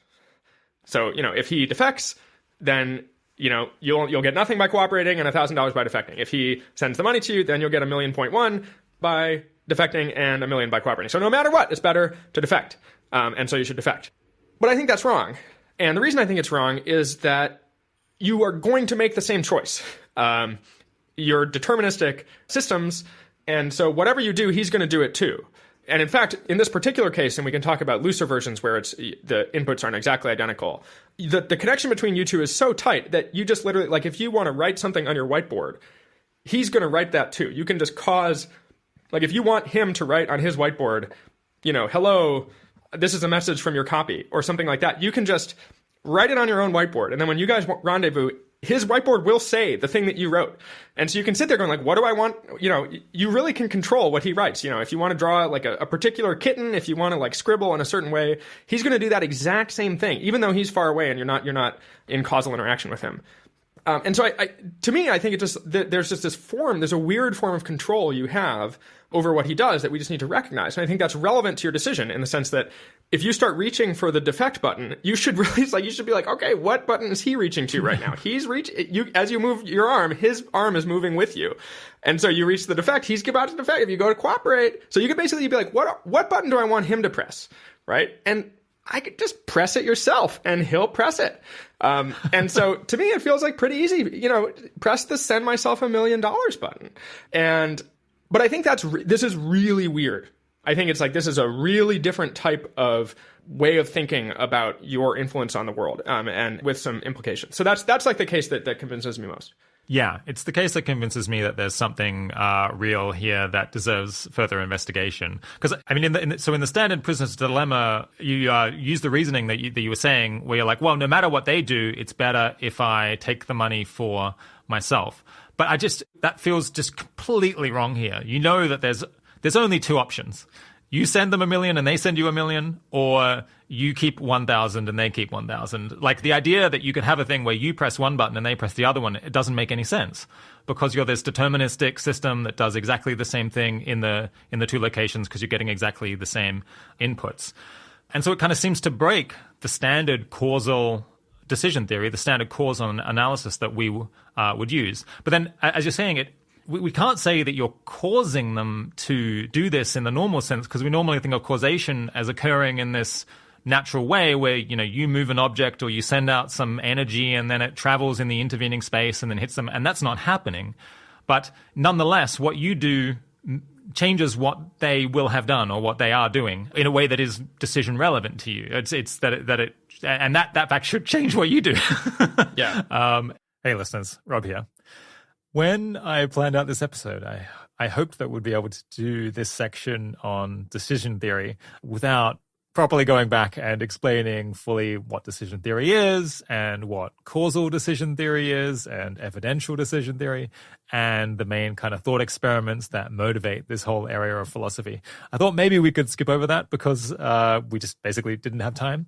But it turned out, listening back on it, I think there's a big risk that people are going to get confused, given that we skipped over so much of the kind of introductory material that we would have gone over if we had set aside more time for it. So I am going to fix that here and talk for 5 or 10 minutes about, introducing this whole topic so that you're all more likely to be able to follow what comes next. If you feel like you're pretty across these issues and don't need an introduction, then feel free to skip to the next chapter to get back to the conversation. Okay, so decision theory is this field in philosophy that is basically the study of how a rational agent would decide what to do. And the most normal, the most natural, the most basic, perhaps for most of us, the default answer to how a rational agent would make decisions is what philosophers called causal decision theory, or CDT. And CDT says that when a rational agent is confronted with a set of possible actions, they should select the action which causes the best outcome in expectation. So just to give a super simple example, suppose you're deciding whether to take an umbrella when you leave the house, and you look at the weather forecast and it says that there's an 80% chance of rain. Using causal decision theory, you would think, well, if I take an umbrella, then that will cause me to not get wet. If I don't take an umbrella, then I might get wet. That will be the causal outcome. So in this situation, it will be taking the umbrella seems to be the better outcome. So CDT suggests that you should take the umbrella with you if it might rain. So very natural. It's probably what most of us are thinking, the way that most of us are thinking most of the time. And it probably wouldn't occur to us until we did a bit of philosophy that there's even that is really a particular theory and that there might be counterexamples to it. I'm going to quickly go through 3 possible counterexamples to CDT here and explain the main alternative that people potentially reach for, which is evidential decision theory, or EDT. So here's a simple setup.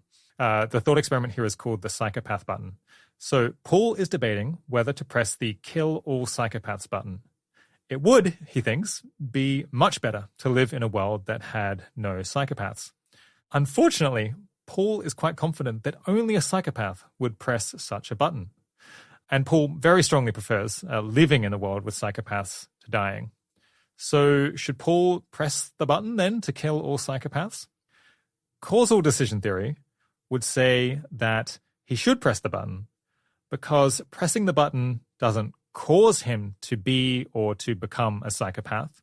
So long as Paul currently thinks that he's not a psychopath, then he's in the clear. He can press the button to kill all psychopaths, make the world better from his point of view, and there's no risk that he'll be killed in the process because he thinks that he's not a psychopath.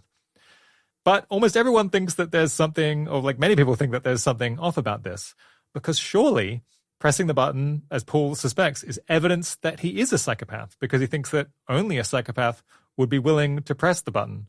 So this is a case where it seems like causal decision theory is leading to the wrong answer, that it's fine for Paul to press the button, that he doesn't have to worry about being killed if he does so. Here's another thought experiment that is a little bit more famous, in which if you start reading about this topic, you'll encounter again and again. It's called Newcomb's paradox. Here it is in a sort of simplified form. So imagine that there's a game show where you're presented with two boxes, box A and box B. Box A is transparent and always contains $1,000, whereas box B is opaque, and it will either be empty or it's going to contain $1 million. Now, on this game show, the game show host, who has a near-perfect track record of predicting contestants' choices, that host has already made a prediction about what you're going to do. If the host predicted that you would take the money from both boxes, then they left box B empty. On the other hand, if the host predicted that you will only take box B, then they put $1 million inside it. So now you're on the stage on this game show, and you have two choices. Take both boxes, take the money from both boxes, box A and box B, or only take box B. Now, if you stop and think about it, from a causal decision theory perspective, you should take both boxes, because your decision now won't change what's in the boxes. They've already been filled based on the host's prediction. You could say that the host predicted this a very long time ago, weeks ago, and they're definitely not going to fiddle with what's in them, and they're not going to let you on the game show ever again, say. So given that, you might as well take the definite $1,000 from box A, along with whatever is in box B. Maybe it's $1 million, maybe it's nothing. But either way, from a causal decision theory point of view, you're better off taking both boxes. But there is an alternative approach that one could take, and one alternative that's been proposed is evidential decision theory. And evidential decision theory says that when a rational agent is confronted with a set of possible actions, they should select the action with the highest news value. That is to say, the action which would be indicative of the best outcome in expectation if they received the news that that's the decision that they had taken. In other words, it recommends to do what you would most want to learn that you're going to do or had done. And from an evidential decision theory perspective, you should only take box B. That's because your decision to take only box B is evidence that the host predicted that you would only take box B, and therefore they put $1 million in it. So rather than go home with $1,000 in box A, instead you're going to go home with $1 million, the $1 million that was put in box B because the host predicted that you would only take box B. Now, even though your choice doesn't causally affect the contents of the boxes, it's correlated. Your choice to take only box B is correlated with a higher reward. Now, philosophers and I think just people in general who encounter this thought experiment are kind of split, as we're going to talk about, Joe and I, in a minute. They're kind of split between thinking that one boxing is the right decision or that two boxing is the right decision. It's just, it brings up conflicting intuitions in both directions. Here's another thought experiment that's often used to suggest that there's something wrong with causal decision theory and that maybe we should use evidential decision theory or something else instead. This one is called the smoking lesion problem. Here's the setup. Suppose that there's a type of lesion that causes both a strong desire to smoke and lung cancer. So smoking itself in this situation doesn't cause lung cancer, but the presence of the lesion leads to both the desire to smoke and an increased risk of lung cancer. So people who smoke are more likely to get lung cancer, but only because they're more likely to have this lesion that gives them the desire to smoke. Now, imagine in this situation you're deciding whether or not to smoke. From a causal decision theory perspective, you might decide to smoke. After all, in this scenario, smoking doesn't cause lung cancer, and if you have the lesion, you're going to be at risk of lung cancer whether you decide to smoke or not. But from an evidential decision theory perspective, you might prefer to choose not to smoke. That's because if you choose to smoke, that's good evidence that you have this lesion, which would mean that you're much more likely to get lung cancer. So in this scenario, to many people, and I think to me, evidential decision theory here seems to give more reasonable advice, that is, not to smoke, because your decision to smoke is correlated with a higher risk of lung cancer and a shorter life expectancy, even though it doesn't directly cause that lower life expectancy. So some people use this case, the smoking lesion, to argue in favor of evidential decision theory over causal decision theory. On top of those two, people have come up with other decision theories in more recent years to try to get out the seeming right answers in all of those cases, as well as to deal with additional perverse outcomes in other sorts of thought experiments. Two of those are called functional decision theory and updateless decision theory. But I haven't read about either of those, so I can't really say what they're about. But you could Google them if you're really interested. Now, one thing that's going to come up a little later in the conversation with Joe is that most people who think that causal decision theory, that CDT, is in some sense the correct philosophical decision theory, it's correct from some philosophical point of view, they're going to want to commit themselves to follow a different strategy in particular cases, and perhaps in quite a lot of cases. So you could imagine a philosopher who is about to go on the game show that we were talking about earlier with Newcomb's problem, where they put a lot of money in box B if and only if they predict that you'll choose to only take the money in box B and leave box A there. That philosopher, let's say, might think that causal decision theory is correct. But before they go on the game show, they would love to somehow change how they make decisions so that they, in practice, would only take box B, because then they can expect that there'll be $1 million in there. Now, humans can't easily just look inside their minds and change how they make decisions in this way by sort of reprogramming themselves. But yeah, it is a little bit strange that causal decision theorists would say that in a situation like this, and quite a lot of other situations that someone could, a lot of other hypothetical situations that people have dreamed up, that they should try to make themselves not follow causal decision theory and instead follow evidential decision theory or a different approach instead. Okay, that's been a long interjection. I hope it's been interesting or at least amusing. And now we can get back to the interview. It's really out there. So a skeptic might respond saying, look, sure, this is all well and good if you're a deterministic robot who can be perfectly copied and moved about, but humans aren't like that. So this actually has kind of limited relevance to the real world, or at least to us. What would you say to that? So a few things. First, I think kind of any amount of magic is weird, right? Like if someone's sort of like, oh, like I was a causal decision theorist, like it sort of feels like the argument for like you can only affect things that you cause should just kind of apply universally. It shouldn't be like, oh, well, there's a few cases where you can affect things you don't cause. Or sure, not robots, but yeah. So I think like even if this consideration only applies in this sort of case, I'm kind of like, well, we should be sitting up straight. Like there's something weird about that. But I also just don't think that. So to start to get a grip on this, maybe we can start by weakening the case where you imagine, the inputs are subtly different. Like let's say you're wearing a green hat and he's wearing a red hat, right? And you see this. At some point, people see their hats. Okay, but you're still really similar. And so an outside observer, if let's say an outside observer learned that you cooperated, that observer is going to update very hard about what he did. And because you're so similar, it's just like a lot of evidence about what he's going to do if you cooperated.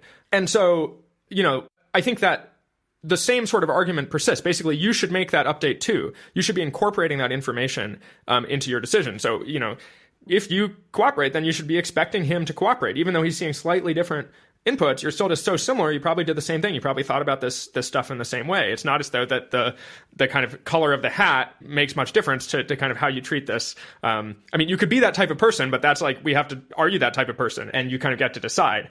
And so I think the case is going to work in a very similar way as long as just like your actions are evidence about what he does. And I think that the basic problem with causal decision theory, I think which I think is important to see clearly, is causal decision theory, the sort of whole thing that it does is ignore that sort of evidence.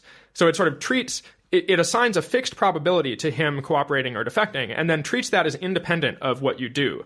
And it's just not independent. And so I think causal decision theory, or CDT, it's just using the wrong probabilities. It's acting with expected utilities that you shouldn't actually expect. And I think that's just kind of silly when you look at it clearly. Yeah. Just to clarify for listeners, causal decision theory is this kind of answer to how you should make decisions in this kind of situation. I'm not sure that I could exactly technically define it, but it's the one that says you should think about what causal impacts you're having on things and set aside kind of other considerations. And so it follows this sort of reasoning that says, whatever the other person, whatever the other copy is going to do, that just hold that fixed and then decide what you should do given, and then you can just choose the one that is better no matter what they choose. And then there's various other approaches here that probably we won't get into in detail, that various different ways try to take into account what you might learn from your own actions, or what process you might have wished to commit to using in various different cases. I guess, as you're saying, it seems the answer seems relatively obvious, at least to the two of us, in the case where it's your exact copy who is a deterministic and it sees the exact same evidence.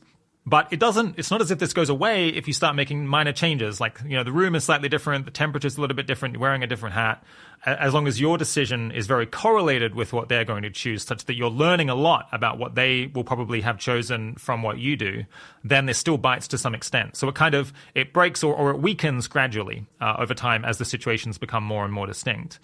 And so that's how it can potentially, even before we have any deterministic AI systems or whatever, it can still be relevant to humans, because we're in a bit of that situation. Like, what if you have just your best friend is the other one out there, and you tend to agree all the time. You have very similar interests. You tend to make the same decisions. You want to do the same stuff. Then aren't you learning something about what they will probably have chosen in this case from what you do, because you so often agree? But then it suggests that this spooky, crazy thing is happening all the time to us. Do you want to take it from there? Sure. So I do want to be cautious in how far we extend these things to real-world cases, because I actually think it gets complicated. In particular, the more that your decision-making is driven by explicit thinking about this sort of decision-theoretic dynamic, that can be itself a source of decorrelation with other people. So if the other people aren't thinking in this way, like if your friend never thinks about decision theory, for example, then it's going to be at least quite a bit less clear how correlated your decision making is with his. And I think that's important for a bunch of human cases. I also think in many human cases, we just have much stronger forms of evidence about what to expect other people to do. So this is quite a weak effect. And I think, I think we should be quite cautious in extrapolating to everyday cases. It's a substantially open question how far you want to bring these into more real world cases, like on Earth and with people I just want to say that because I think it is important, and people can misapply this stuff and kind of get out there and sort of think of themselves as having more of this sort of control than they do. And I think a reasonable way to test that is just to ask yourself, really, how much would you update about what the other person does on the basis of you're doing this thing for this reason? And I think it's often not actually very much. Yeah, that makes a lot of sense. In normal cases, I suppose in the robot case, you imagine that they've just woken up and this is the only thing that they're learning. It's almost the only information they have. And it's also just incredibly dispositive evidence because it's incredibly persuasive evidence because they're identical. Whereas in a normal case, you already know a lot about your friend and they're different from you, which might help to explain why we don't have this intuition about what things we can affect. Our intuitions most of the time is about this causal thing that we think the only way we can change things is to influence them physically somehow. And this kind of influence feels very spooky and counterintuitive until you really pin it down in a case where you can't get away from it. Yeah, are there any other cases that are worth what's another thought experiment here that might help us to understand this better? So the classic thought experiment that people often focus on, though I don't think it's the most dispositive, is this case called Newcomb's problem, where omega is this kind of super intelligent predictor of your actions, and omega puts you in the situation where you face two boxes. One of them is opaque, one of them is transparent. The transparent box has $1,000. The opaque box has either $1 million or nothing. And omega puts $1 million in the box if omega predicts that you will take only the opaque box and leave the $1,000 alone, even though you can see it right there. And omega puts nothing in the opaque box if omega predicts that you will take both boxes. And so, the same sort of argument arises for the CDT. For CDT, the thought is, look, you can't change what's in the boxes. The boxes are already fixed. Omega already made her prediction. And so, and no matter what, you'll get more money if you take the 1,000. If you could ask, if there was some dude over there who could see the boxes and you're like, hey, what choice will see what's in the boxes? And you're like, what choice will give me more money? You don't even need to ask because it's always just take the extra 1,000. But I think you should one box in this case, because I think if you one box, then it will have been the case that omega predicted that you one boxed, because omega is sort of always right about the predictions, and so there will be the million. And I think a way to pump this intuition for me that matters is imagining doing this case just over and over and over with Monopoly money. So, each time I just I try taking 2 boxes and I notice, opaque box is empty. And I take 1 box, opaque box is full. I do this over and over. I try doing intricate mental gymnastics. I do a somersault, and then I take the boxes. I flip a coin and take the box. Well, flipping a coin, omega has to be really, really good. So we can talk about that. But, in the case, if omega is sufficiently good, then at predicting your choice. At predicting your choice, then just every time, I think what you eventually will learn is that you effectively have a type of magical power. I can just, wave my arms over the opaque box and say, Shazam, I hereby declare that this box shall be full with 1 million. And then thus, as I 1 box, it is so. Or if I can be okay, Shazam, I declare that the box shall be empty. And thus, as I 2 box, it is so. And I think eventually you just get it in your bones such that when you finally face the real money, I guess I expect this feeling of I know this one. I've seen this before. I kind of know what's going to happen at some more visceral expectation level if I 1 box or 2 box, and I know which one leaves me rich. So that's another thought experiment that I use. I think that case is complicated, and I discuss it in the essay, but I find that as sort of an additionally compelling intuition. Yeah, so this one is a bit more complicated and more controversial. People disagree a lot about what they think that they would do or what they think it's reasonable to do. Some people, because you can see the intuition either way. However much money is in the boxes, I get more by taking both, taking the money from both of them rather than just one of them. And so some people have that feeling very strongly. And then other people think, yeah, but if I'm the kind of person who will take the 1 box, then there'll probably be $1 million in the opaque box, and so that is the better choice because I'll get more. And then it's kind of, how do you resolve this tension between the two? And I suppose I think many listeners might have this intuition that something weird is going on with this case. That this now you've got this weird being, Omega. It seems like you're smuggling in something spooky about this character who can just always predict your actions somehow incredibly well, even if they were far further in the past. And I think there's a bunch of discussion about whether that is introducing something that should make us suspicious about the whole case. Yeah, okay, well, let's go back to the prisoner's dilemma case. Can you talk about what sort of implications might that have from doing good perspective? Or if you're concerned about how the whole world goes, then how might this affect what we ought to do? So I think just at a basic level, it seems like a sufficiently weird form of control that it just seems worth noticing and understanding prior to jumping too hard into kind of practical implications. The practical implication that's most salient to me, though that's quite strange, is less to do with how do these sorts of ideas play in to interactions between humans right now on Earth, and more to do with the sense in which they may expand the scope of what we can affect more broadly. So in particular, if you live in a very large universe, as I think is a live cosmological hypothesis, or alternatively, if there are sort of other quantum branches that are kind of real in the way that the kind of many worlds theory of quantum mechanics suggests, then normally we would think those parts of the universe and parts of reality are sort of beyond the scope of what we can control, and so we can kind of effectively ignore them. Whereas if you take this acausal stuff more seriously, then suddenly it becomes more of an open question whether there are implications for what we do, for what we should expect things to be like in other quantum branches or other parts of the universe. And I think it's possible that there are important ways that could be decision relevant, though I think we should move very, very cautiously in kind of actually acting on that. I think it's more like a possible line of inquiry to pursue. Yeah. I guess one conclusion that might come from this is it seems to give you an extra reason to act with integrity, or to act to be a trustworthy person and kind of to keep your promises, because in so doing, you gain evidence about the niceness and the reliability of other people in cases where you don't really know how reliable they are. At least in as much as you think that the decision-making procedure that you use to decide whether to stab someone in the back or not is similar to the decision procedure that other people are using to make similar decisions about you or other people who you care about, then maybe you really do gain some knowledge about how good beings are, how good humans are, how good agents are in the universe in general by introspecting and thinking, well, how nice am I? And so perhaps that's like one of the influences that we could have that might be most important would be to just be really good, trustworthy, nice, cooperative being in the interest that that is going to demonstrate that that is how beings in the universe tend to be. And that's going to lead to a good outcome. Is that kind of a thrust that people have run with?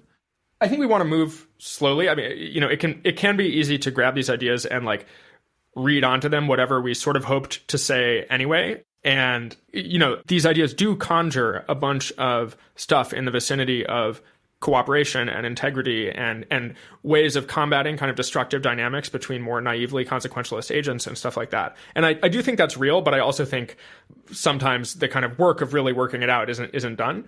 That said, I basically, especially with respect to the kind of the broader universe, I do think, there's stuff here that seems to me possibly relevant in the sense that, if humanity cooperates and kind of is nice nice in various ways to kind of other value systems or finds kind of pluralistic solutions to our own problems and just in general, I do think the amount of cooperation and niceness that we succeed at bringing to our own predicament on Earth is not just helpful for us, it's also evidence about kind of the nature of the universe as a whole. And it would be some amount of evidence about some other places in the universe. How well do they do? How much cooperation do they do? How do people who care about what we care about get treated? It's like an early stage thought. I think there's a lot to be done to work that out. But I think it's at least a possible implication that we should be in some sense thinking about when we act, what does this do to my sense of like how things are as a whole in everywhere, not just, in my kind of local environment. And it may be that our niceness is evidence about that. Yeah. I suppose another possibly more intuitive way of putting it is, imagine that we learned that, humanity managed to resolve its disagreements and conflicts and, avoid a nuclear war, and it kind of grows up as a species, without any big calamities. Is that a reason to think that other similar civilizations that might arise elsewhere in the universe at other times and other places, that they will also manage to do that and avoid destroying themselves or avoid producing some bad outcome? And it seems like the answer is kind of yes. It's at least some evidence for that, especially given how little we know about them. And then the additional bit is like, and that's a reason to do it, right? Because we'll learn that the universe is better. And that feels a little bit stranger, but it does seem like it's kind of implied by the cooperation thought experiment. Like a kind of a fuzzy bit here is we're saying, we think that other agents' behavior is correlated with our own, and, they're using a similar decision procedure to decide what to do. And we're like, but how much? Like, how can we measure this? It feels like there's some work being done there when we're not being very precise. Yeah, there's a lot of work to do in really making out that thought. And I've thought most just about the basic decision theory thing. And I want to be clear that I don't have a worked out overall decision theory even, and different decision theories will understand the prisoner's dilemma case and the Newcomb's case in different ways. There's a bunch of additional conversation to be had even about the kind of very theoretical aspect of this. But I am pretty convinced just that like you should cooperate in that twin prisoner's dilemma case. Like I think that's a pretty strong datum. And so we're going to want, I think, a decision theory that validates that. And I think that is suggestive that there's at least the potential for our influence to extend much more broadly than we're used to imagining. Yeah, this might be a good moment to bring in another thought experiment in this vicinity, which is the stranded hitchhiker case, the hitchhiker in the desert. Can you explain that one? Sure. So the idea here is you are a hiker in the desert, you're dying of thirst, and you need to make it to the city, otherwise you're a goner. And a selfish man comes along in his car, and he will take you to the city, but only if he predicts that when you get to the city, you'll go to an ATM and give him $10,000. And he's an extremely accurate predictor. He's a sort of Omega-like character. But once you get to the city, he will be powerless to kind of make you pay. You'll just be able to run away and get your water, and you won't need to pay him. The problem here is that once you get to the city, then it's this case where it's sort of, the outcomes. And if you pay, then you'll be less $10,000 and you'll live. And if you don't pay, then you'll have more $10,000 more and you'll live. So it's very hard to get a decision theory that says that you should pay in the city if you're just sort of assessing, what's like the guaranteed payoffs in these cases. But that's the type of thinking that gets you left in the desert, because he predicts that that's the decision you're going to make in the city. And so he doesn't take you to the city, and so you die. And so there are decision theories that are sort of designed for this sort of situation in particular. And basically what they're doing is specifically attending to what is the policy you would have wanted to commit to from some kind of prior epistemic perspective, in this case, from the desert, and then executing that policy later, even when it sort of wouldn't have otherwise made sense. And so this type of thing is different from the twin prisoners dilemma in various ways. In particular, once you're in the city, you know the outcomes, whereas in the twin prisoners dilemma, you're sort of changing your evidence about the outcomes. But they're kind of structurally similar also in other ways, and I think they bring in additional interesting questions. And I do think it's very plausible that the thing to do is to pay once you're in the city, and I think that's an additionally important datum about how we should be thinking. Yeah. So I guess on this face, this does feel like a different case, but the thing that it has in common is that it's highlighting another problem with just following our standard causal analysis of what to do. Because the causal analysis says, well, let's start at the end and work backwards. So once we're in the city, we shouldn't pay because we'd rather just keep the money. Okay, so that's our decision at that point. And then let's work backwards. And then it's like, okay, so now I should die in the desert. But the causal analysis... Or you will die, yeah. We will die, yeah. So it's another case where a kind of causal analysis of how to make decisions seems to be producing the wrong answer, or at least a questionable answer. And so maybe that should cause us to reassess how, what things we think ourselves as being able to influence with our decisions or with the way that we make decisions.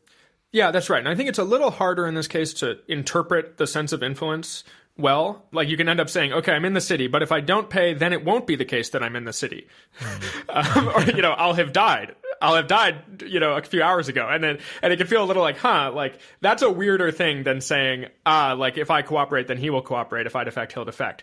But I do think there's something intuitive here. I mean, and a way of bringing that out is, in the desert, if you had this causal decision theory, you would want to do something like strap a bomb to your arm that will explode once you're in the city if you don't pay, thereby making it the case that it will be rational for you in the city to pay, and so he'll predict that you pay.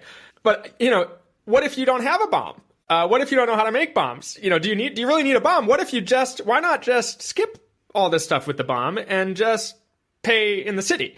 There's something weird about kind of needing this weird commitment device. Why not just learn that oh so valuable art of actually making and actually keeping commitments? And I think that's more of the lesson of this case, that sort of commitments, being able to keep commitments is like a real and important thing, and that it's something that kind of naive decision theories struggle with.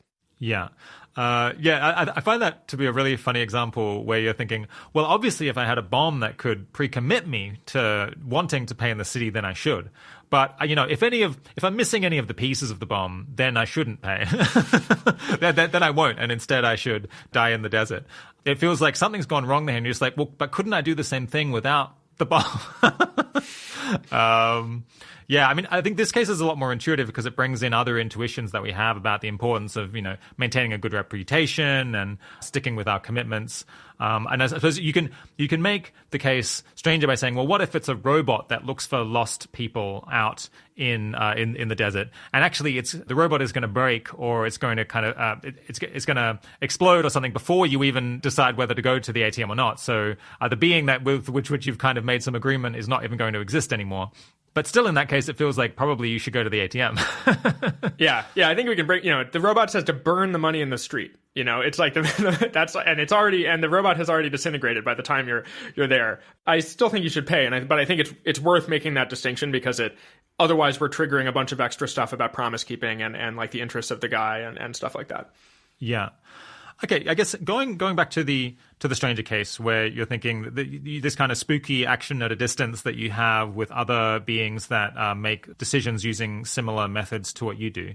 Yeah, do you think is this idea that this is important, or that this maybe should influence how we think about the effects that we have on the world, is that gaining any acceptance within philosophy? I know this idea has been bouncing around for a couple of decades now, and it doesn't seem to be going away. If anything, it seems to be, at least like people haven't managed to really knock it down. It's still going. What's the situation?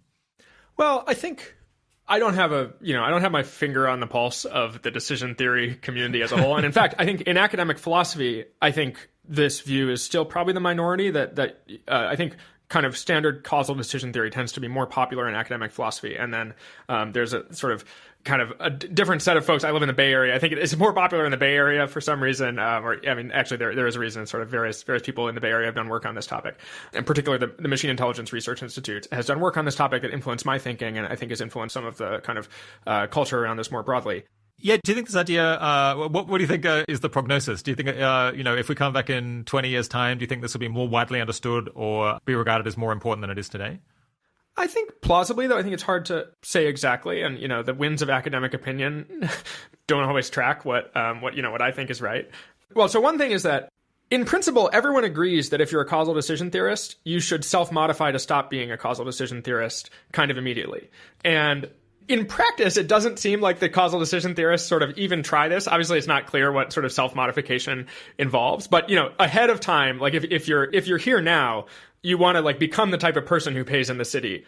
And if there's like a button to do that, then you should do that. And same with like Newcomb's problem. Before Omega makes the prediction about you, you want to become the type of person who one boxes. And so in principle, all the CDT people should be kind of trying to stop being CDT people. Now, in practice, this doesn't happen for various reasons. But you can imagine in a sort of longer scope of time that this effect actually starts to matter, and kind of CDT agents stop being CDT agents, even if they started that way.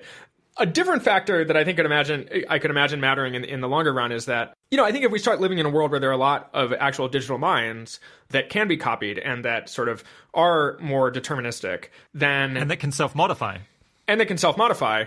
This stuff might just become more intuitive. And, if there are a bunch of copies of me running around and I start doing stuff and then seeing what they do, I might just sort of get it in my bones a bit more. Obviously, this is, very speculative, and exactly what's going to be up with the AIs is a whole different story. I do think there's like a way in which this stuff is sort of can make a little more sense if you're thinking of yourself as deterministic and if you're imagining copies of yourself. And there, we are maybe building agents that are going to be in that sort of situation.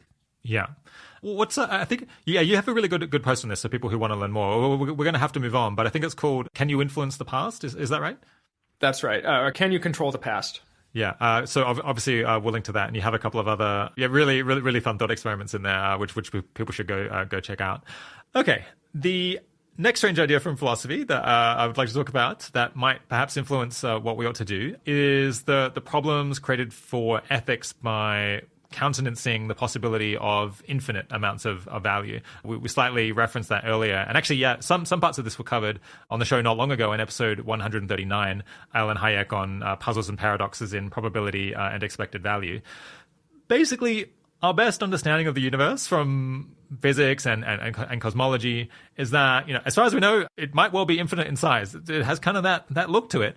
And that could either be that it kind of continues outward spatially forever in all directions, or that it continues going forward in time without ever finishing, or that there are an infinite number of parallel worlds to our own, or alternative universes with different setups. Certainly none of these things can be scientifically ruled out at all. But if your theory of ethics involves saying things like, you should increase the amount of happiness in the universe, or you should reduce the amount of injustice and unfairness and inequality, or increase the amount of virtue that people display, then this is going to pose some problems. Can you explain what those are?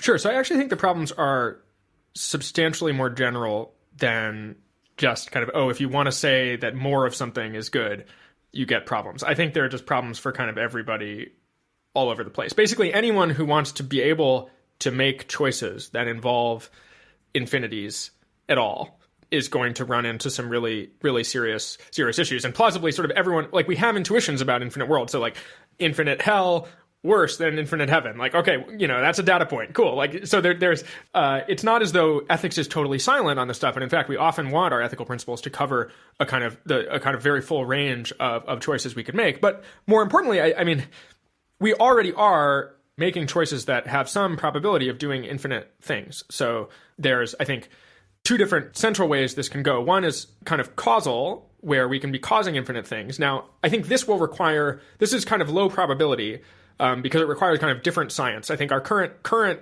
empirical causal picture suggests that our causal influence, or our predictable causal influence, is made finite by things like entropy and light speed and stuff like that. But could be wrong. Maybe in the future we can make hypercomputers, or we make baby universes, or maybe and also, I don't know, maybe some sort of religion is true. Like, can you really rule it out? Like, this person going to hell. Like, there's all these churches around. Like, exactly how unlikely is it? What if God appeared before you? Are you certain that's not going to happen? Anyway, so there's kind of causal stories you can have where you can have causal influence. And then if you get into the acausal stuff that we were talking about earlier, you can also acausally influence an infinite universe. So, if there's infinite people and their sort of decisions are sufficiently correlated with yours, then when you choose to, take a vacation or to donate your money or something, there's all these other people who are doing similar things, and you're having infinite acausal impact. So I also think in practice we have to deal with this issue. Problems that come up, there are a bunch. I think the classic problems that are that kind of come forward first, I think, are actually not the biggest ones. So the classic, Nick Bostrom has a paper on this where the problem he really foregrounds is this idea that in an infinite universe, if you can only do finite things, then you can't make a difference to the kind of total amount of that thing. So let's say, you're an infinite universe and you save a bunch of lives, or you create a bunch of pleasure. You didn't, naively, the finite difference didn't make a difference to the kind of total pleasure in the universe. I don't find this super compelling. I think there's an answer to this that I find quite resonant, which is just you should kind of focus instead on the difference that you made rather than on the kind of sense in which you changed the universe as a whole. So, if you save 10 lives, you still save 10 lives. And those people benefited from what you were doing, even if you didn't kind of make the world better, quote unquote. I've never been super into making the world better. For me, it's sort of helping the people, the specific people, and the world is not a moral patient. So I've never been super worried by that one. There's another one that comes up often, which is basically if you are sufficiently kind of unbounded in the amount you care about additional somethings, so, additional lives being saved or additional pleasure or something like that, then you can get obsessed with infinite outcomes. Kind of any probability of making an infinite difference can swamp anything finite. And so you can be kind of obsessed with infinities. I think this is an issue, but I think it's sort of sufficiently, just that pure obsession is sufficiently continuous with other bullets that other people want to bite in finite contexts, like the idea that, sufficiently small probabilities of sufficiently large finite impacts can still dominate like more guaranteed benefits. That just saying I'm going to be obsessed with infinities is that in itself is not the biggest problem. I think the biggest problem is like once you try to be obsessed with infinities, or once you try to make choices about infinities at all, you just don't know how to do it. Our whole ethics just starts to break as you start to figure out how to rank infinite worlds, in particular how to choose between lotteries over infinite worlds or infinite outcomes. And then especially if you have to bring in bigger infinities, there's a sort of unending hierarchy of ever larger infinities. If you start having to bring in those, I think we should expect all the principles we've currently talked about for handling these cases to break yet again. So I think it's in choosing between infinities that the rubber really hits the road. I see. Just to clarify, one thing there, when you talk about choosing between lotteries over infinite worlds or infinite outcomes, lotteries there is philosopher speak for decision-making under uncertainty.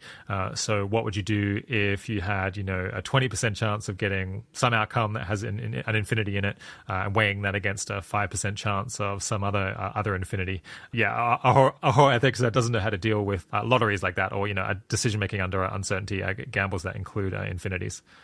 A boring issue or a standard issue with the infinite case is that you might imagine the universe is infinite. It has an infinite amount of good and an infinite amount of bad in it. And so, you help someone and make their life better, but so you've got an infinite amount of good plus the finite amount that you added. It's still infinite. Nothing has changed. The aggregate is still the same. But you think, as bad as that is, that maybe you could overcome that. But there's these other deeper problems, just that you just end up being able to say nothing about how to compare all of these different things that do seem decision relevant that you should be able to compare. And this isn't just an issue for, total utilitarians or someone who cares about the universe as a whole. Anyone who cares about the state of what kinds of things exist or happen at all is getting bitten by this. Basically, yeah. I think there are ways to try to get around it by having a very, very patchy form of ethics that just is silent about a zillion cases. But yeah, if you had an extremely narrow ethics that was what you should do is just that you should make sure that you eat enough, and it's only about you, not about any parallel or similar people, and you should just try to make sure that you eat well, and that's the extent of ethics. Would that get away from it? Well, yes, in some sense, but then you want to, a thing you're doing there is not saying a bunch of things. So, for example, there are these impossibility results in infinite ethics that I think these are just results. We just know you can't get certain sorts of otherwise attractive principles. You cannot hold these in combination in the context of infinities. What's an example of that?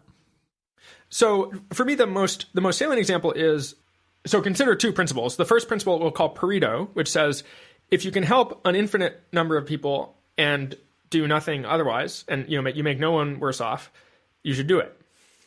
Sounds good. Sounds super good. It sort of seems like why are you not on board with that? So that's the first principle. And the second principle is called, we'll call it anonymity. And basically it says that if you can kind of map each person in one world to another person uniquely such that each person is one-to-one mapped, and then they each have the same well-being as their pair, then those worlds are equally good. So, in somewhat more intuitive terms, it basically means like it doesn't matter what names. If I give you a distribution of like lives and how good they are, it sort of shouldn't matter which names I drew under which slot. So like Alice at 5, Bob at 10 is just as good as Bob at 5, Alice at 10. Yeah. That's the intuition. Okay. And so that's a quite attractive kind of impartiality principle. It's sort of like a way of not like randomly caring more about certain agents than others because of their names or something like that. So you might think so those worlds are equally good, but the problem is that you can have worlds where, for example, suppose it's an infinite line of people, and in the first world, every fourth agent has well-being of 1, and everyone else has well-being of 0.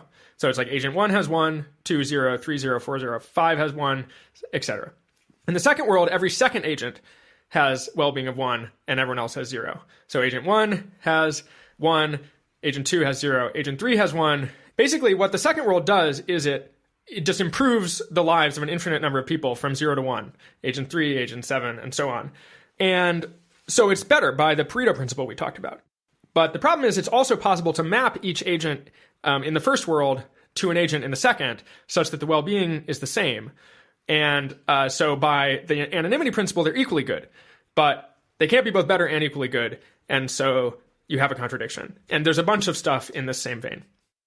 Yeah.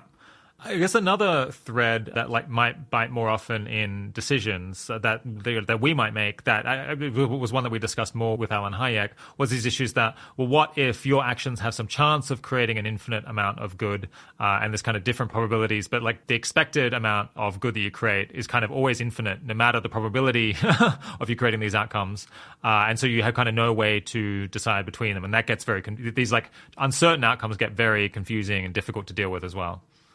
Definitely. Though I think that's a slightly easier one to get around if you decide you sort of don't value things infinitely. If you have a sort of bounded utility function, then you can avoid that conclusion. Whereas this impossibility results, it's just like, sorry, something has to give.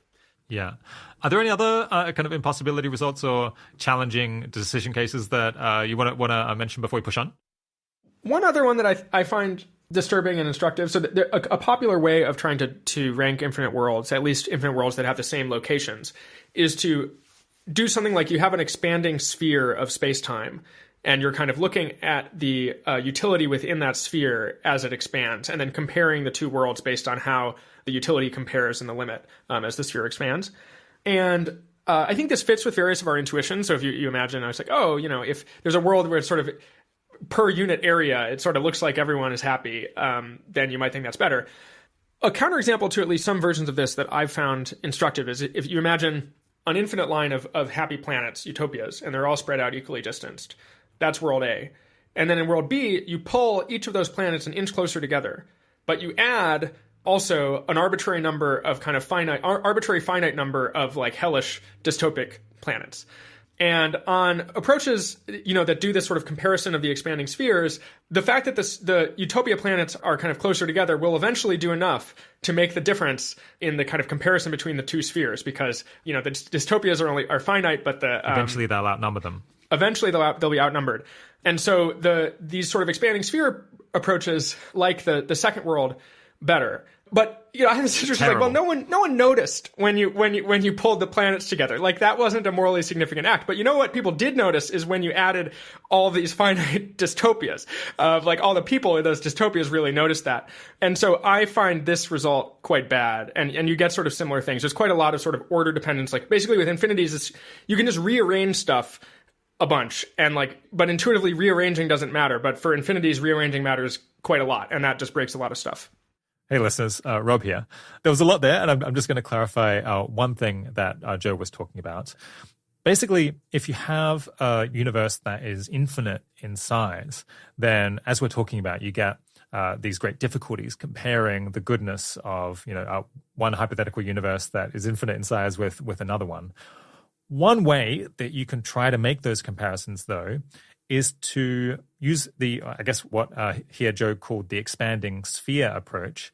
So that's one where rather than compare the entire universe A to the entirety of universe B, instead you compare, say, a sphere, say, 1,000,000 kilometers in diameter in universe A, centered on the Earth, say, presumably, and then you compare it with, an equivalent sphere of equal size in world B, and you say, is the goodness of everything inside the sphere in world A better or worse or equally good as the goodness and badness of everything that's inside the equivalent sphere in world B? And so you can see by limiting the scope of the volume, the everything that you're considering in these universes that technically are infinite in size, now you have a finite thing that you're comparing in each case. Now, you call it the expanding sphere approach because you can start with, a very small sphere and compare it, when the sphere only contains the Earth, say, and then you can just keep growing these spheres in world A and world B and keep asking the question, is the sphere in world A at this size better or worse or equally good as the equivalent size sphere in world B? And a reasonable idea might be that if for any sized sphere, the one in world A is better than the one in world B, then we can say that even though these universes are infinite in size, and even though they might have, an unlimited amount of good and bad in both cases, you still want to say that world A is better because any sized sphere in world A is better than any equivalently sized sphere in world B, centered in the same location, of course. Now, as Joe was alluding to, this is something that I'm not so on top of, but using the expanding sphere approach has the perverse effect that if you move, say, planets that are good closer together, then that means that for any given size of sphere, you're going to have more good things contained inside it. And so you would end up saying that, a universe where there's just like less space between planets or less space between good things going on is a much better world than one where there's an equal amount of goodness in aggregate, but the things are somewhat further apart because, you can imagine if on average, world A contains good things and then you just bring them closer together, then there's more net goodness in a more concentrated world where all of the things are pulled closer together. Now, that's a somewhat counterintuitive effect of the expanding sphere approach, and maybe it calls into question whether it's such a good solution to this infinite ethics issue. It's not one we're going to go into anymore here, but I thought I would just try to give a potted explanation there to help make sense of what Joe was just saying. Okay, back to the episode. Yeah. So kind of a recurring theme of this chapter of your thesis is, people have suggested, maybe we could fix it this way. And you're like, nah, this is, you just run into different problems. Yeah, this hasn't really fixed it. And then, again and again. And I guess also identifying some kind of new challenges that people hadn't noticed before. This is like a little bit more, maybe more on the philosophy, technical math side. But I think people can take it as giving that the situation doesn't look too good. So it sounds like you think we're going to have to do, I guess as philosophers say, substantial violence to common sense in order to come up with ethical theories that can accommodate the possible existence of infinite quantities. I think like some other people remain more hopeful about our prospects for getting to a more satisfactory place on infinite ethics than you are. What might they say about this? Well, I do think people bring sort of different affects to this, and I'm not sort of hopeless about it. I do think there's progress to be made here. I think we're at an early stage. I do think like we can tell that it's not going to be kind of easy, or it's not going to, or you're not going to kind of get everything you wanted out of it, which is often the case in philosophy. I think often progress in philosophy looks like telling you that you can't have everything that you thought you wanted about a given thing, and you're going to have to choose and sort of rethink your orientation. So one thing is people have different degrees of aversion to various of the bullets. So my arguments in the paper are that all of these are like just like really bad theories, but you can still bite the bullets. You can bite the bullet, for example, about that planet case. Some people do, and they're just like, it's like there's the planets are closer. Or, it's sort of like, it's more dense with value. It's more, Sorry, you're saying, yeah, I see. You're saying, yeah, someone might bite the bullet and say, no, the second world is better. You've added a lot of hell worlds, to be sure. However, they brought the planets in closer. That's better. They would put it in some other way. Can you get yourself in the headspace of imagining saying that? Yeah. I mean, I think, to give some intuition for why that's not that bad, like imagine, so naively, imagine a world where it's like 1 in every million people is sad. Everyone else is happy. And then reverse it, 1 in every million people is happy, everyone else is sad. It's quite intuitive, I think, to say, the one in every million people being sad is better, because it's like kind of most people are happy. But we can just rearrange the people. It's the same. We can just like move the people around to make these worlds the same. And so in the infinite case. In the infinite case, that's right. It's infinite line of people in both cases. And so it sort of looks like rearranging. Like it's not that bad to say that, I guess I do care how they're arranged. It doesn't feel great because no one noticed when you moved them around, so it's like a little, but there's at least some intuitive support for it in that, naively when you kind of like the 1 in every million being sad instead. Just to pause there for a second for people who haven't done math of infinities. If you haven't just an infinite, accountably infinite line of people, then you can basically you just have this result that because let's say you divide them into like a happy group and a sad group, there's an infinite supply of both of these groups, and then you can start pairing them into like one happy person, then 999 sad people, and then just keep going with that forever. Or you can do the reverse and kind of categorize them this other way. And either like they're just different kind of categorizations or just different ways that you've paired them up, and yet both of these can spring from the same well, the same supply of beings. And that, I mean, this is like one of the threads that leads to very counterintuitive conclusions. But yeah, okay. So it's going to be challenging is kind of the idea, but maybe there are ways that maybe there are like less counterintuitive ways than others of dealing with all of this, and maybe we can hope to find that at least. Yeah, I think we can work on it. I think there are people working on it who feel like their approaches are promising in at least certain cases. It looks to me like unlikely that we find some master stroke that just takes care of the whole thing. It looks like more like there's a kind of going to be a patchy, like, all right, let's work on this, see where things go. Often principles that people are proposing, you can sort of tell they're not going to apply more broadly. It's going to be incomplete and silent about various cases and stuff like that. Yeah. And especially, I think this thing about the larger infinities sounds really rough. For listeners who aren't familiar, so there's different. You might just have heard of infinity, but that's just the beginning, because there's all kinds of different types of infinity. So there's the infinity you get when that's the number of the natural numbers. So 1, 2, 3, 4, 5, 6, 7 on forever. That's countably infinite. Then there's the number of numbers between 0 and 1. You see, okay, the first one is 0. What's the second one? The thing is, there's no way of like ordering them in some natural way, because you could always just add more zeros to the next number and make it even smaller, or like even an even smaller distance from 0. And so that's uncountably infinite, is the number of points between 0 and 1 on the real number line. Okay, and then there's more beyond that I'm not familiar with, but apparently the chaos continues, and kind of at each layer you can say, well, the previous infinity, that's nothing. Countably infinite, that's trash. Like, what we should really be thinking about is uncountably infinitely good things, and so the problem is kind of going to recur in this ladder. Is that one way of putting it? Yeah, I think that's one way of putting it, especially for the person who was like, of course infinities matter infinitely more than finite things. I will obsess about infinities. It's sort of like, oops, like, okay, what about these bigger infinities? Also, my understanding is it's not just that there's like some number. So like every time you take the power set of a set, I think you get an uncountably, you get a bigger infinity out of it, and you can just do that unendingly. So there's just like an unending hierarchy of bigger and bigger infinities, and so that's rough in terms of like finding the biggest one, or if you're obsessed with the biggest one, then now. I do think there's some really interesting questions here about, okay, but exactly how much do we have to incorporate this into our reasoning? So unlike countable infinities, where there are like these, somewhat salient cosmological hypotheses where there's lots of people and stuff like that, like I am not aware of, salient hypotheses where there's like one person for every real number or something like that. And still less these like higher order infinities. So, you could make these same arguments of like, well, you shouldn't like totally rule them out. What if, are you certain God's not going to show up and be like, hey, I hereby offer I could create a large cardinality heaven, like an uncountably large heaven. Are you like certain the offer is false? So you can make these same arguments, but I think you get into these questions like, okay, how exotic do we need to get in terms of the scenarios that our philosophy covers? Like, do we have non-zero credence that like consciousness is constituted by like sourdough bread?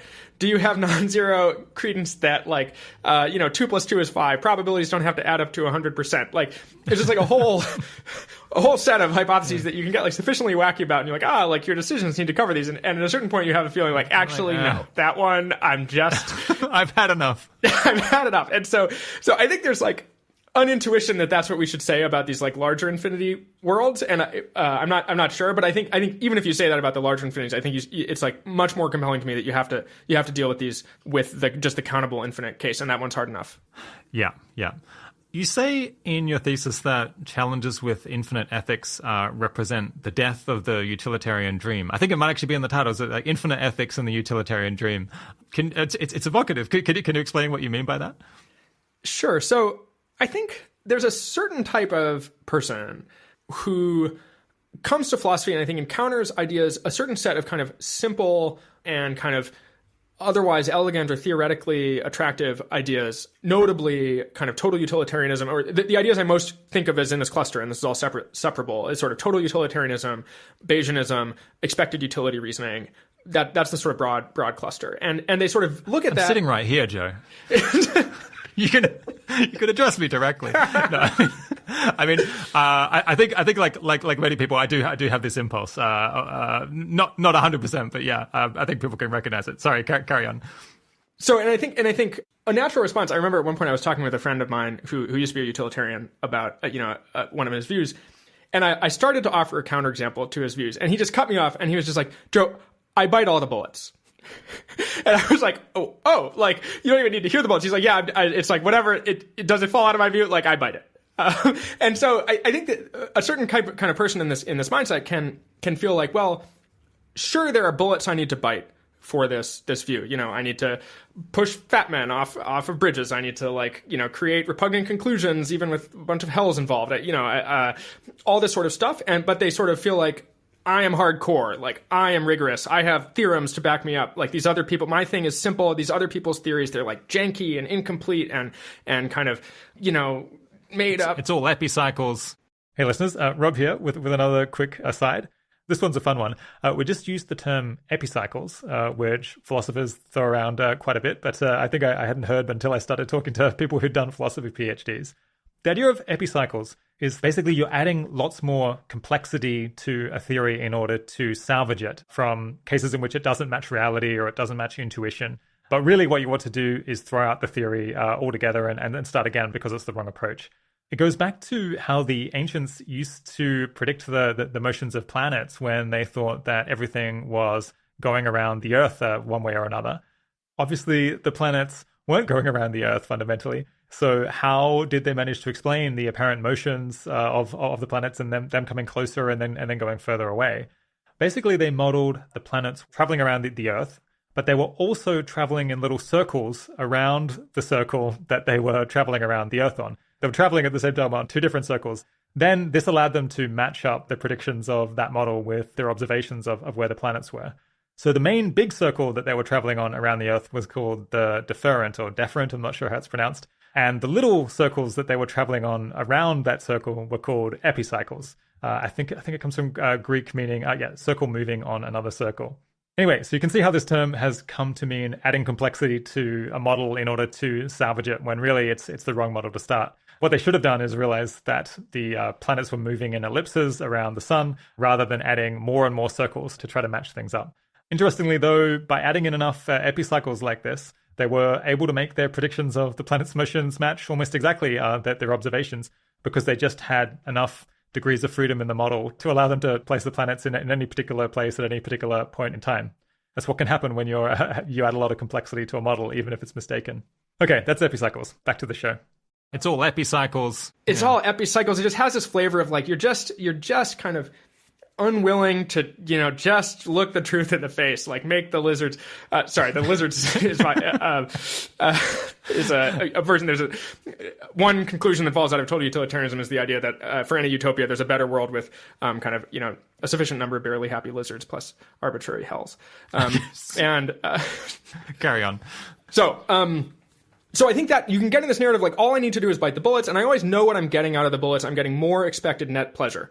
And I think that can be kind of attractive even to people who aren't in this mode. Like, I think even deontologists, it can kind of be in the background as a default that, oh, you know, it's like sometimes my theory, you're like doing your deontology and you're adding another epicycle, and like, okay, what if the fat man is on a lazy Susan and he's like swirling around and the bomb is coming from the left, but you're on the right, and, you know, but the guy earlier was letting rather than killing it. Anyway, so you're adding more and more complexity to the theory in order to match your intuitions in more cases, but you're like, oh, this is, That's right. And so you can sort of have that, you know, there's like still a small voice can say like, oh, you know who doesn't have this type of problem? Like those utilitarians, you know, and like the utilitarians, they have a nice simple theory. Also, they know how to talk about lotteries. Like the deontologists, they like barely talk about lotteries, they barely talk about risk. So there's a whole, the dream has a lure even outside of people who like go for it, I think.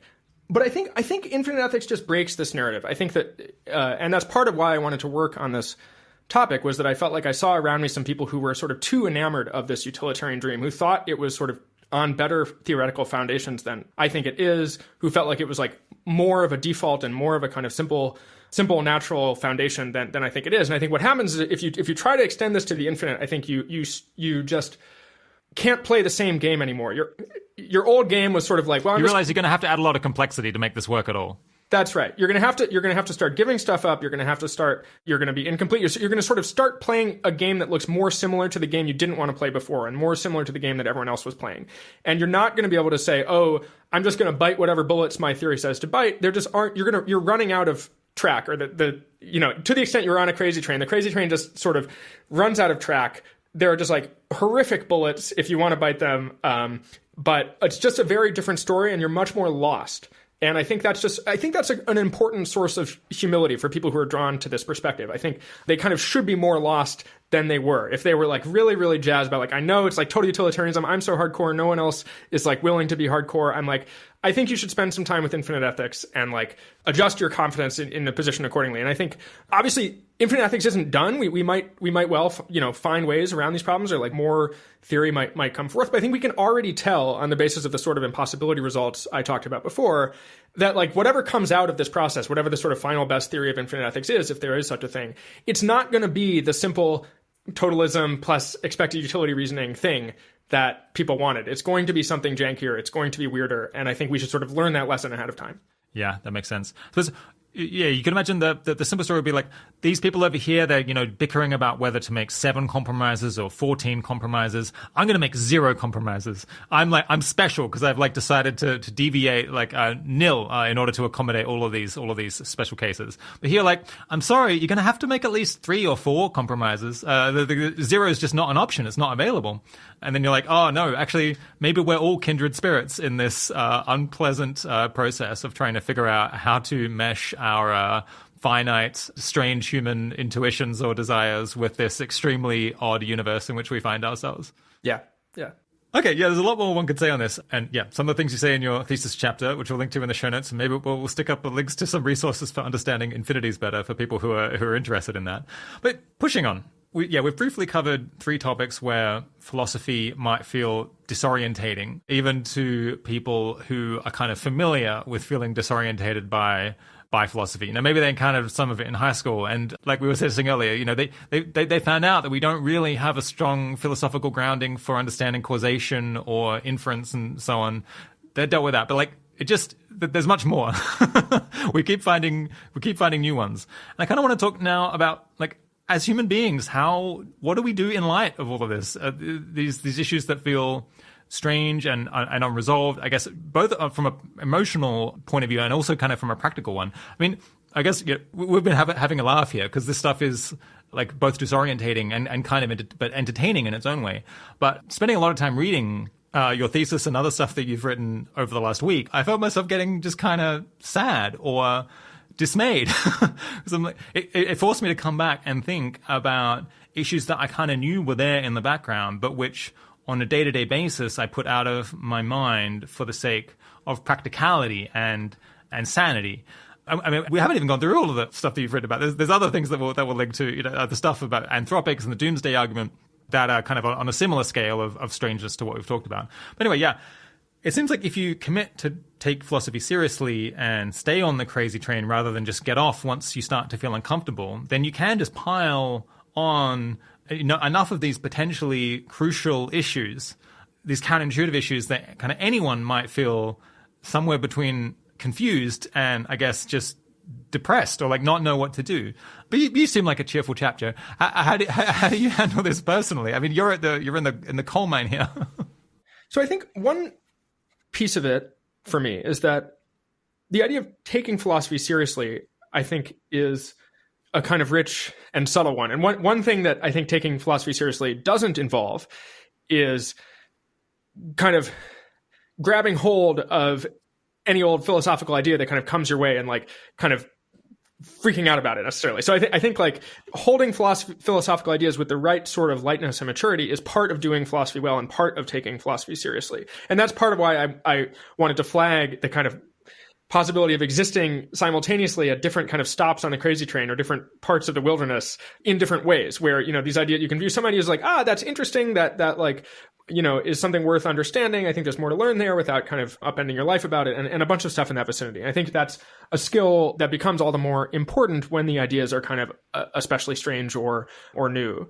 So that's just one thing I want to flag. I don't think that the sort of difference is like take philosophy seriously and like go, get super, super disturbed about this stuff. Like it's not right to be disturbed about an idea that sort of hasn't earned that in terms of like how much you understand it, how solid it is, and stuff like that.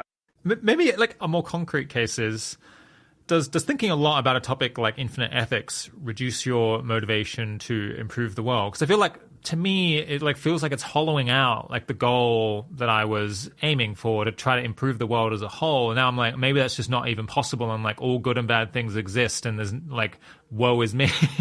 But it seems like you don't quite feel that way about it.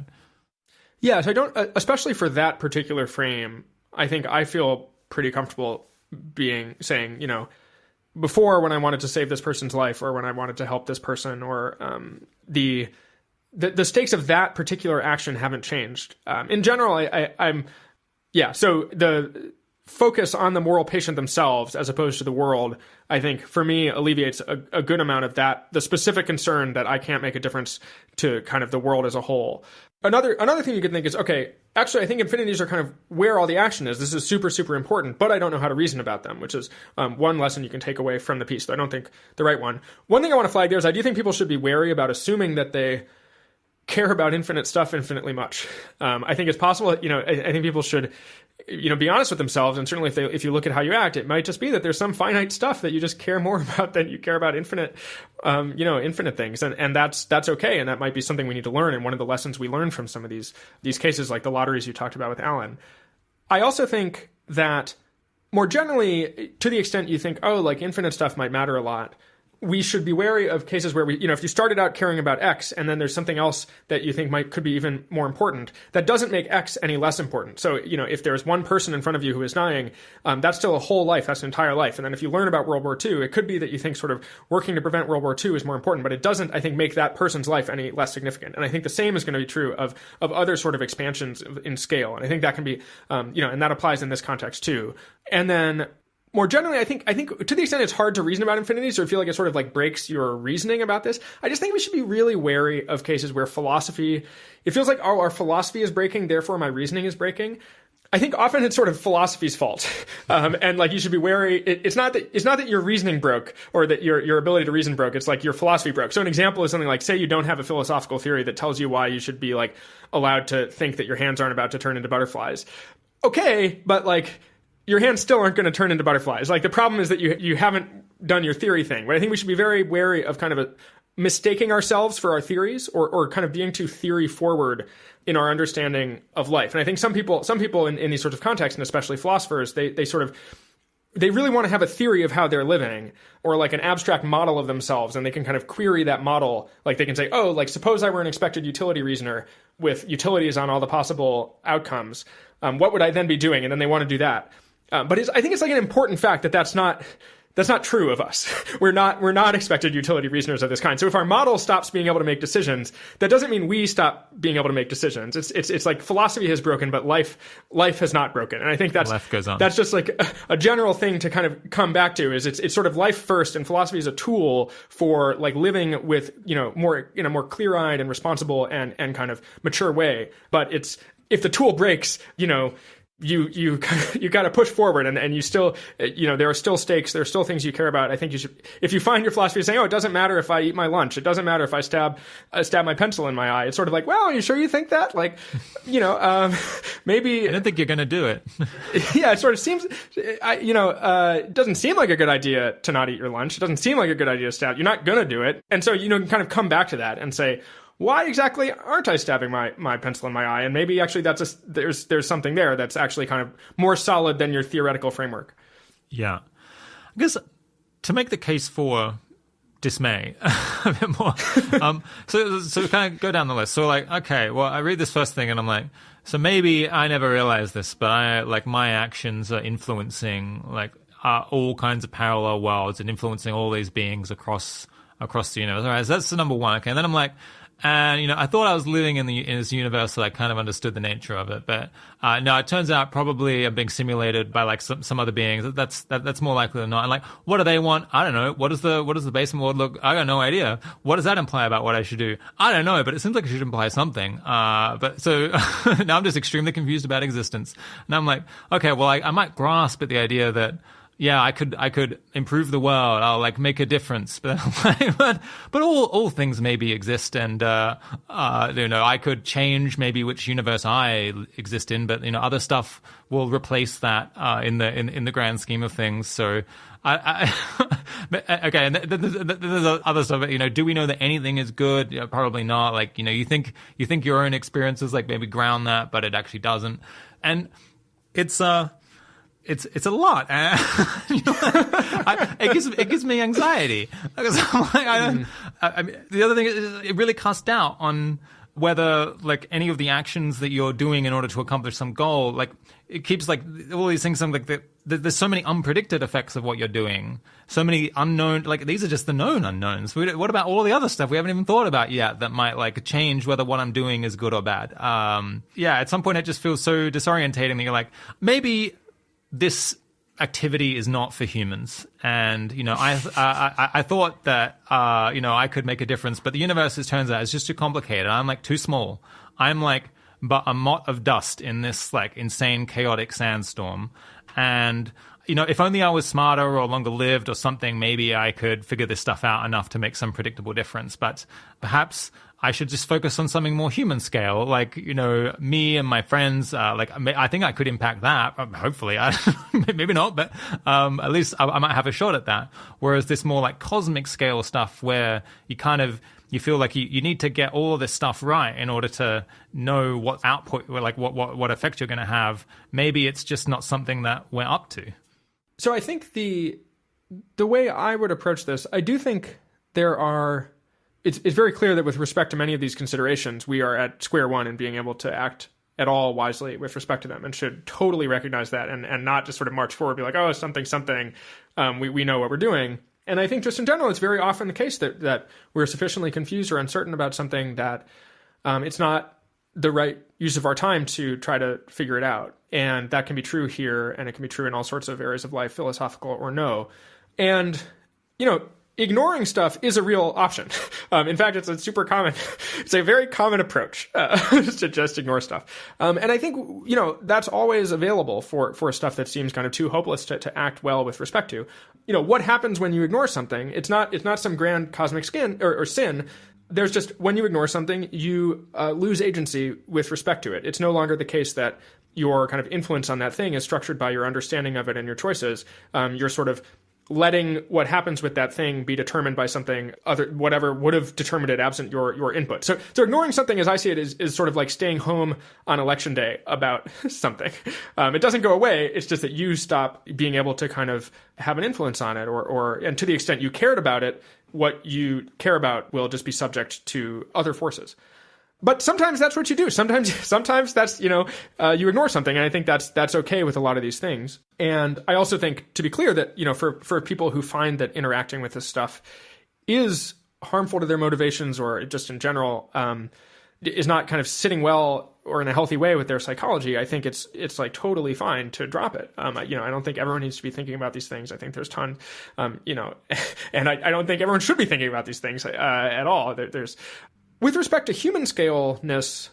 So first of all, to be clear, this is not like my life. As I said, this isn't most of what I work on. Yeah. And even beyond like working on kind of big picture questions, a lot of my life is at human scale. I have friends, I have family, and all that sort of thing. And I think that's healthy and important. But I also think it's not.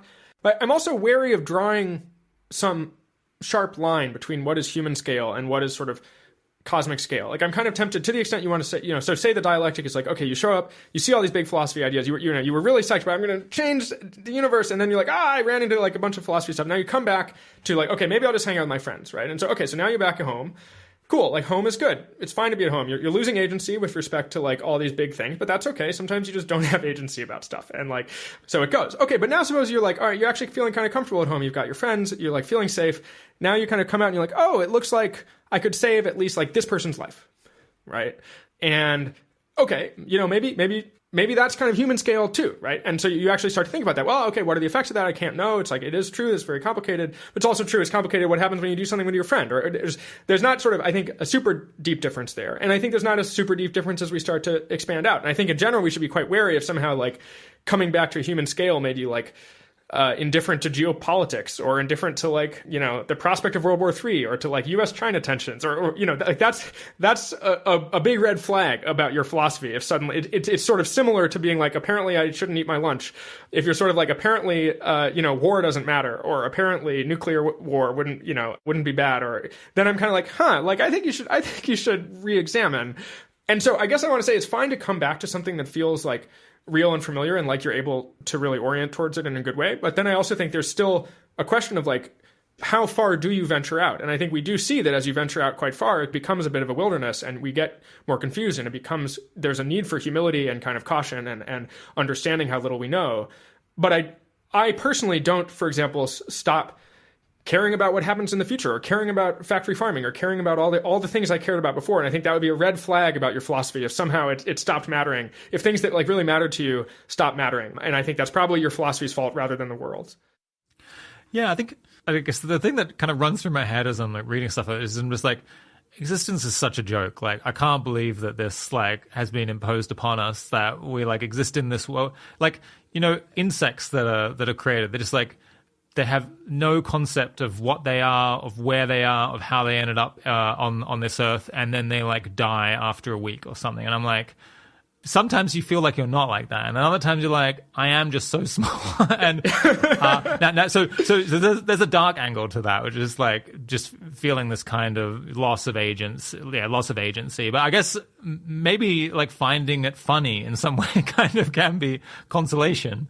That there is something very amusing about our circumstance. Even I guess, science fiction authors or people who've done like sci-fi comedy stuff have definitely reached for this at times, that I guess it's like a clash between kind of the hubris of human beings and our desire to like understand and control things, and just the fact that that we are so finite in this like infinite world of stuff that we've like barely even thought about.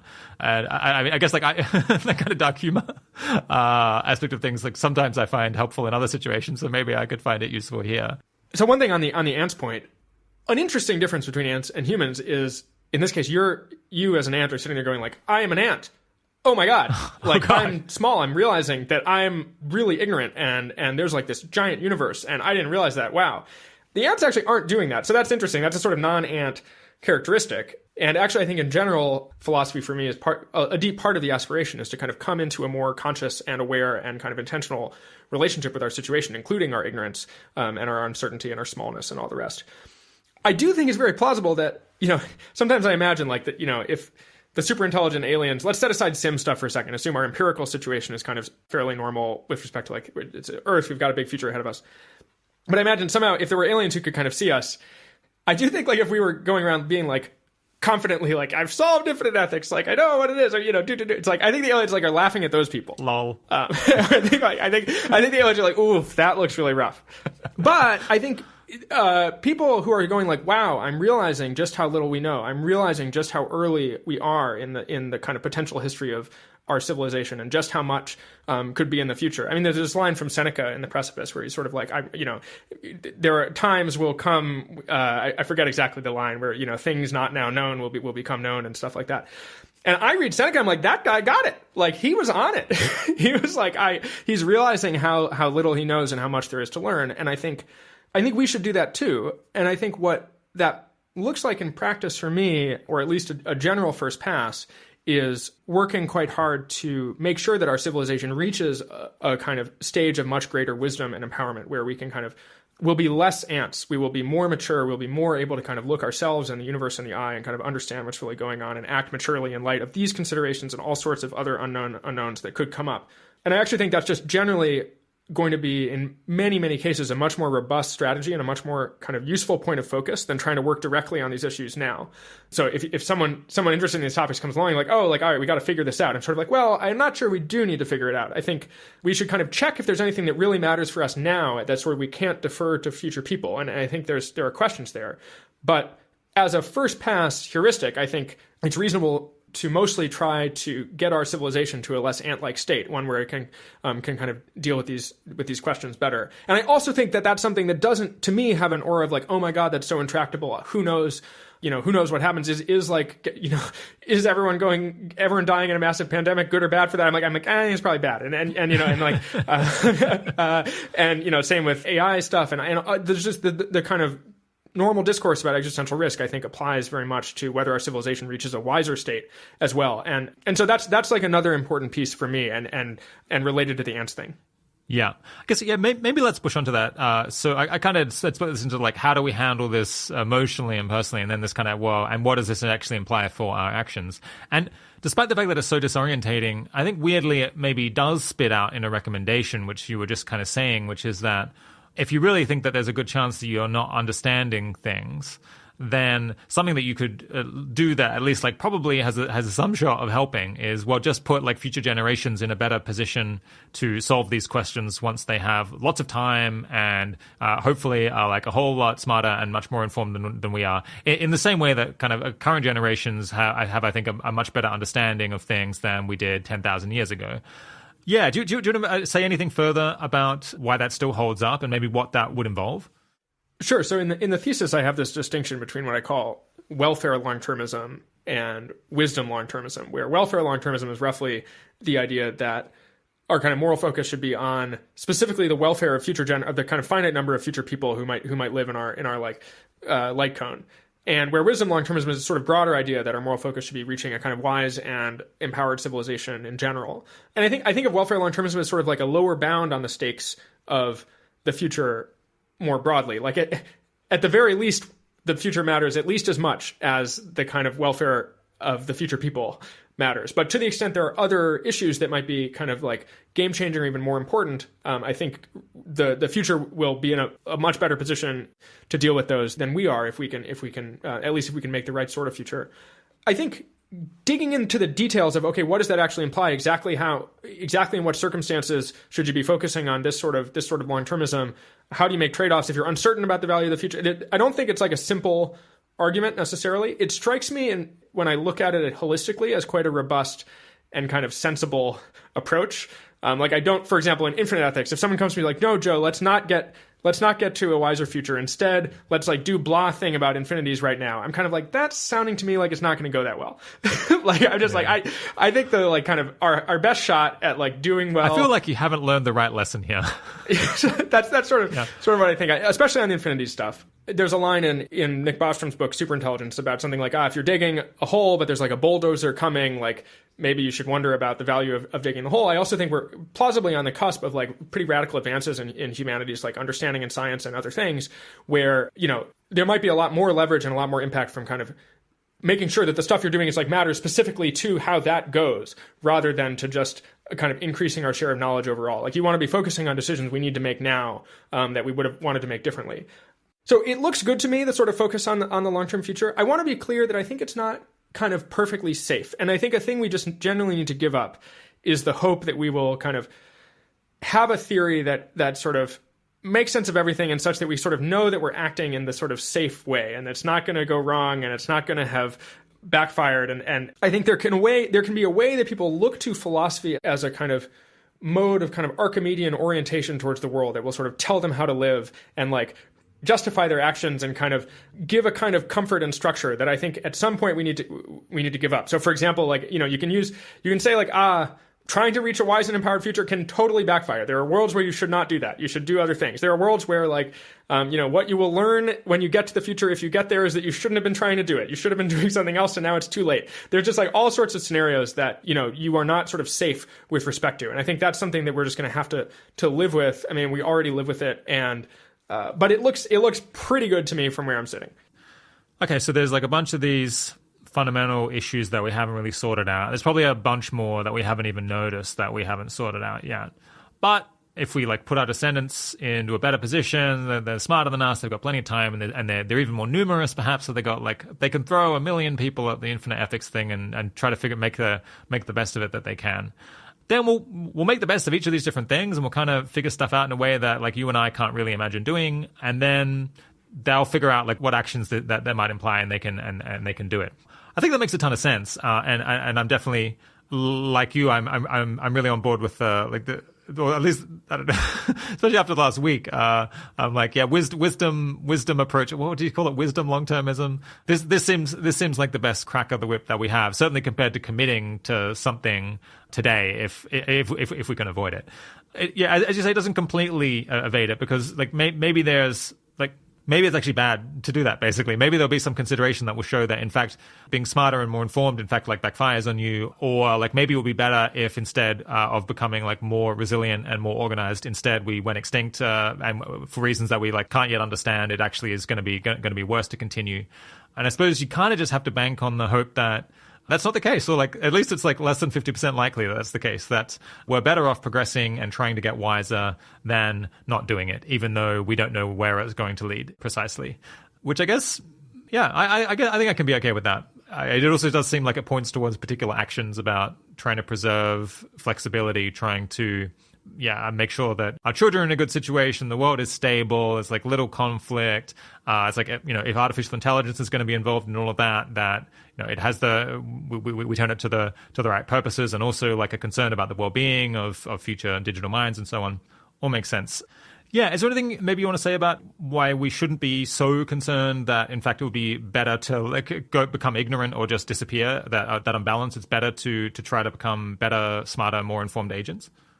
I don't know if I have a lot deep to say there. I mean, maybe one analogy would be like, suppose you're like a child and you're wondering like, should I grow and learn, or should I'm not exactly sure what, but it's like, should I kill myself now? Should I focus on, remain a toddler. Yeah, you could remain a toddler. You could like commit really hard to your current philosophy as a toddler. I mean, you could work on infinite ethics now as a toddler. And crayon focused ethics. Yeah, exactly. You're like, if I draw so I guess I want to bring in similar heuristics that in general we're always making bets. Things could always be wrong and bad in lots of ways, and that's true of even the most robust seeming stuff, like surviving and becoming smarter and understanding ourselves better and understanding the world better. But there are these basic things of like, well, if you understand things better, often you can orient towards them better. If you care about stuff, often your existence will be a way of being a good force for caring about it. It seems like just in general, the track record of humanity kind of learning more and progressing has some stuff to be said for it, though it's not unambiguous. So I do think there's more work to be done here. And I think we can really what you'd want to do if you're assessing different candidate strategies here is to get into your probabilities on different sorts of futures and how good will they be, and what's the value of information, and what's your uncertainty about different, what are the alternatives? And I think it's actually quite an involved analysis to make a kind of more rigorous argument that various types of focus on getting to a kind of increasing the future people's kind of wisdom and empowerment is sort of the right call relative to other hypotheses. I think the most salient alternative is like, think more about this stuff, like at least with respect to crazy train stuff. There's a salient alternative to sort of try to think more about it now.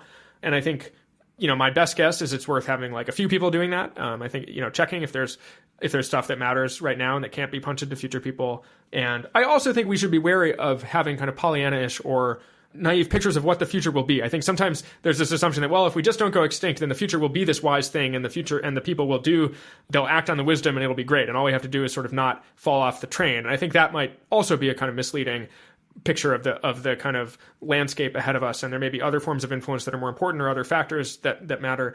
So it's a big question, and I don't claim to have answered it. But I think the intuition I want to pump more generally is like, it's possible to think about this. This is a decent first pass. Like, don't stab pencils into your eye. Don't like stop saying war matters. I don't know. There's just like, I don't think this like dislodges our basic orientation towards the world. I think it just like adds some complexity, adds the need for humility, and adds some additional reason to kind of get to a wiser and more empowered state. So there's an alternative framing that you could try is, let's say that your goal was already to try to produce a wiser future for our civilization, and then people start bringing you all of these specific things about, well, what if we're in a simulation? What about like the decision theory is broken? And you just see like, you're getting lost in the details. Like, we'll figure it out. Right now, what we're doing is like building the city and like making sure there's plenty of people to eventually solve all of these issues. And like you might say, you're missing the forest for the trees here. And I think maybe that is a sensible mentality to have to these, at least as an individual who's like hasn't decided to specialize in seeing what we can make of those issues in as much as they matter today. Just, one thing on that is like, I think the standard I would use when someone comes to you with an argument like that is not like, could this matter at all? But more like, does this suggest something that seems actively better than having the future people deal with it? Sometimes they can make arguments of that form, but I think it's just like a higher standard, and that's the standard I would use. Yeah. One concept that I thought we might introduce earlier, but maybe we should do now, is epistemic learned helplessness, which it's an expression I really like because it slightly blindsides you, because I think I'd assumed for a long time that epistemic learned helplessness was a bad thing. It certainly doesn't sound great, but it actually probably has a lot of merit to it. Can you explain what it is? Sure. So epistemic learned helplessness, I think it's a term coined by Scott Alexander in a blog post about this. I think that's right. And I think the basic idea is sort of, I think he, at an early part of life, he was sort of enamored of various conspiracy theories. He was reading these, or maybe he would read one conspiracy theory and then he would read a rebuttal, and he would be sort of convinced by each in turn, and he eventually kind of gave up. And he's like, I'm just going to trust the experts because apparently I can be convinced of anything.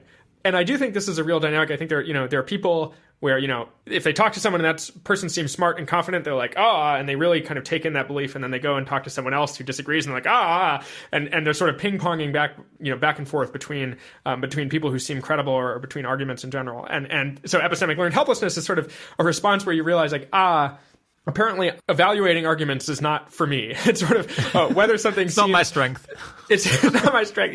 If something seems convincing, that's just not an important signal about whether it's convincing. And there's a question of like, okay, well, what do you do instead? And sometimes there's a notion of like, I don't know, trust common sense or trust the experts or something. Of course, that in itself is not safe. It's not like the experts are always right, but it can certainly, I think, stuff of this type influences people's response to all sorts of things, including the crazy train stuff. And I think it's sort of reasonable if you find yourself if you know of yourself that you can be convinced of anything by anyone who sounds smart and confident or who you decide is smarter than you. Like, there's a lot of people smarter than you. So certainly the standard should not be like, I met someone who's smarter than me and they think something blah, So I'm just going to take that, run with it. Yeah. Yeah, I'm just going to take that. Like, you got to, and so you'll just be sort of hijacked by the first smart person you meet. And so we need some sort of discernment there. My own approach to this is to basically try to really notice which things I feel like I've evaluated enough to be a signal with respect to, and to kind of hold things differently. I mean, obviously this is all on a spectrum, but for me, there's sort of, roughly there's sort of categories of ideas where I've heard about it. And this is where the simulation argument, for example, used to be for me. It's like, I'd heard about it. I was like, that's kind of interesting. Various people I know who I take seriously kind of take this argument seriously too. It feels kind of slippery. It feels like if I thought about this, like I'd probably find some like problems with it that they're not saying, or there's probably objections that I haven't heard. And so I sort of logged it as like interesting to be learned more about, but not like world upending, oh my God. And I just think like that was an appropriate reaction. Now, I've though written a whole paper about it and really thought about it and looked at the literature. And I feel like my relationship to it is actually different at this point. I feel like I can sort of see the structure for myself. I don't think I'm like deferring to a ton of people on various bits of it. I feel like I have a kind of more direct clarity about the ways it could be wrong, and like the parts of it that could be confused. I don't feel like I know what the upshot should be, but I feel like I feel kind of empowered with respect to the structure of the argument and the considerations at stake. And so I feel like I'm in a different position where sort of my view on this, like I kind of would have discovered if there was some like really obvious hole in the argument. I think at this point I would have hit it, at least relative to my current like epistemic capacities. And so I don't think I should just be totally epistemically learned helpless about it. I think other people, shouldn't necessarily trust me on that. And I generally, a thing I try to do with lots of these, there's a lot of wild ideas running around here. I've worked on AI risk. Part of what I was trying to do with AI risk was to like, okay, this is a really important idea, but I really want to think about it. And so I went and I wrote this whole report trying to like really think through the issue myself. And part of that is an attempt to kind of retain the ability to kind of get signal from investigation and research in the midst of like a bunch of ideas and a bunch of smart people running around. Yeah. But yeah, I think we should probably wrap up this section and move on to the next one. You mentioned earlier this idea of it's possible with this idea that the effects of our actions could be far broader than we had initially appreciated. It's possible to kind of picture us as one civilization in a much broader system of agents that are trying to figure out how to make their world better. Can you explain how that idea works? One upshot of the acausal stuff is what I see as a kind of basic reorientation in the stage on which you could be possibly acting. So I think often folks who are kind of long-termists or working within that sort of narrative imagine, okay, there's this single Earth, and they're kind of facing entirely forward. They're just looking at this sort of light cone ahead of them and sort of this affectable universe and the causal impacts in that domain. And sort of what long-termism says is, hey, look at this space. There's actually a ton of moral patience there. And so it sort of points to this big place and to all the moral patience there and say, hey, that's important. Hey, listeners, Rob here. Joe just used the term light cone, which is a useful term to know if you haven't heard it before. Basically, Earth's light cone is all of the accessible universe that one could get to from here if one were traveling at the speed of light. So it's kind of another term for the accessible universe, at least if one were able to travel at the speed of light.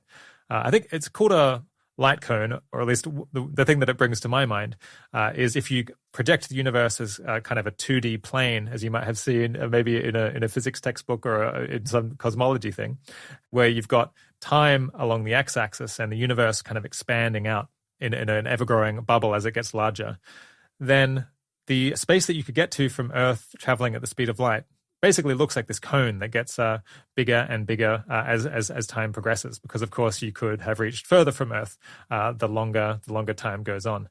But as you might know, the universe is expanding, and it's expanding at an increasing rate. So there's still plenty of things that one can't get to traveling at the speed of light from Earth. And the accessible universe, the amount of stuff that we can get to, is constantly shrinking over time as more stuff but just becomes too distant from us and is traveling away from us at too quick a speed. All right, so that's light cone. Back to the interview. I think a thing the acausal thing can do is something analogous, where instead of looking forward, you also start to look kind of horizontally, like your lens widens substantially, and maybe even kind of starts to include the past or things kind of a much bigger space. And again, kind of points to that space and say, hey, look at all those moral patience, And I think we should notice when that happens. I think we should sit up straight. I think there's like a decent track record for like, big thing with lots of moral patience, plausible argument for it. I think it's sort of worth noticing that. So that's just one thing I'll say about it. For me, it's like there's less of a kind of clear, this is the specific action relevant upshot of acausal stuff, and more like there's a kind of basic reorientation in where your vision is going, and you're sort of suddenly maybe looking to different places in terms of what your actions do.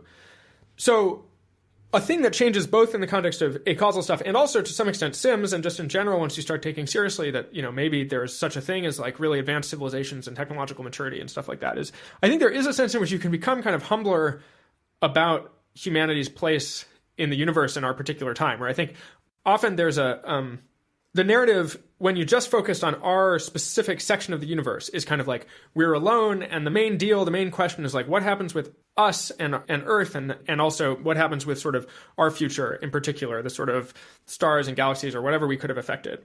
But I think that in combination, a number of these considerations about acausal stuff and Sims and other things suggest a somewhat different picture where, in fact, it's a much more kind of already inhabited place. Like there's just possibly just many, many civilizations already out there, very, very advanced civilizations towards which we're like kind of really newcomers on the scene. We're just kind of entering into what is possibly, and it's obviously this is totally speculative, but I think in some sense it may be that this is kind of a community, or in some sense there's like a whole scene, a whole set of interacting, civilizations and agents and all sorts of stuff going on, where I think this might call to mind a sort of different set of heuristics and ethical principles and orientations, which have more to do with, okay, you're sort of, what does it mean to be a kind of citizen, or to be kind of joining this community in some sense? Like, what are the sort of norms you want to uphold? What does sort of good cosmic citizenship look like, as opposed to kind of optimizing your stars or something like that? What is it to like join this community in like a healthy way and to like be a contributor and a kind of,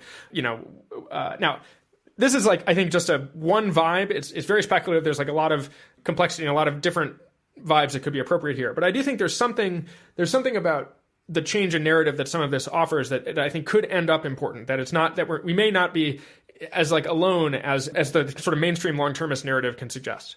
Yeah. I find it a little bit inspiring, the idea of imagining, well, the universe is a very big place. One positive thing about it is like, well, there'll be a lot of other civilizations out there wishing us the best, hoping that we manage to get to the same place that they managed to get to. So, and some of them will have figured these things out, and we can maybe aspire to that. And I suppose if the acausal stuff is legitimate, maybe we can coordinate with them in some very peculiar way. Pushing on. Two major things you've worked on since 2019 are how much computational power does it take to match the human brain? And this other report is power-seeking AI, an existential risk. We haven't focused on those two today because you felt, I think, reasonably that quite a few guests have talked about similar themes on the show before. Yeah, but I wanted to just briefly ask you kind of what AI risk scenario you were analyzing in that second report on power-seeking AI. And I guess, how worried about it you ended up being. Yeah, first, what is the issue of power-seeking AI? So the basic issue is that it looks like we're on track and, in fact, trying very hard to build AI systems that look a lot like a second advanced species on this planet. And, a species that's sort of a set of agents that's able to use technology and do science and that's just sort of smarter than humans. And the basic thought is that that's just an extremely serious and scary thing to do. You're kind of playing with a hotter fire than we've ever played with as a civilization, the sort of fire that accounts for humanity's existing impact on the planet, which has been quite dramatic and unprecedented, and that it's the sort of fire that could just get out of control very easily. And if it gets out of control, you kind of can't recover. And so I think that's the basic issue. Somewhat more specifically, I think there are plausible arguments that intelligent agents by default will seek various forms of power over their environment, basically because power helps you achieve your goals. And it looks like, from our current perspective, like it's going to be hard to build agents that don't do that, but that are suitably powerful to kind of do the other things we wanted them for in the first place. There are various technical problems there, and more broadly, we just really don't understand the AI systems that we're building right now. But it looks like there are going to be a lot of actors in the space. There are going to be a lot of very strong incentives to push forward with these systems. People are going to have varying levels of caution. It's going to be hard to coordinate. And so, it looks very disturbingly plausible that we just sort of barrel ahead anyway and kind of build agents that we can't control and we don't understand. And then disaster ensues and we can't recover. Yeah. I suppose in terms of power seeking, there's this very natural argument that kind of no matter what specific goals you happen to have, you're probably not going to want to be destroyed or turned off, and you probably also want to, accumulate influence and maybe resources as well. So it's kind of, humans have a wide range of different, well, not a super wide range, but they have some range of, things that they want to pursue in life. But by and large, they try not to die, and they also try to, have enough money to potentially exchange it for the things that they care about.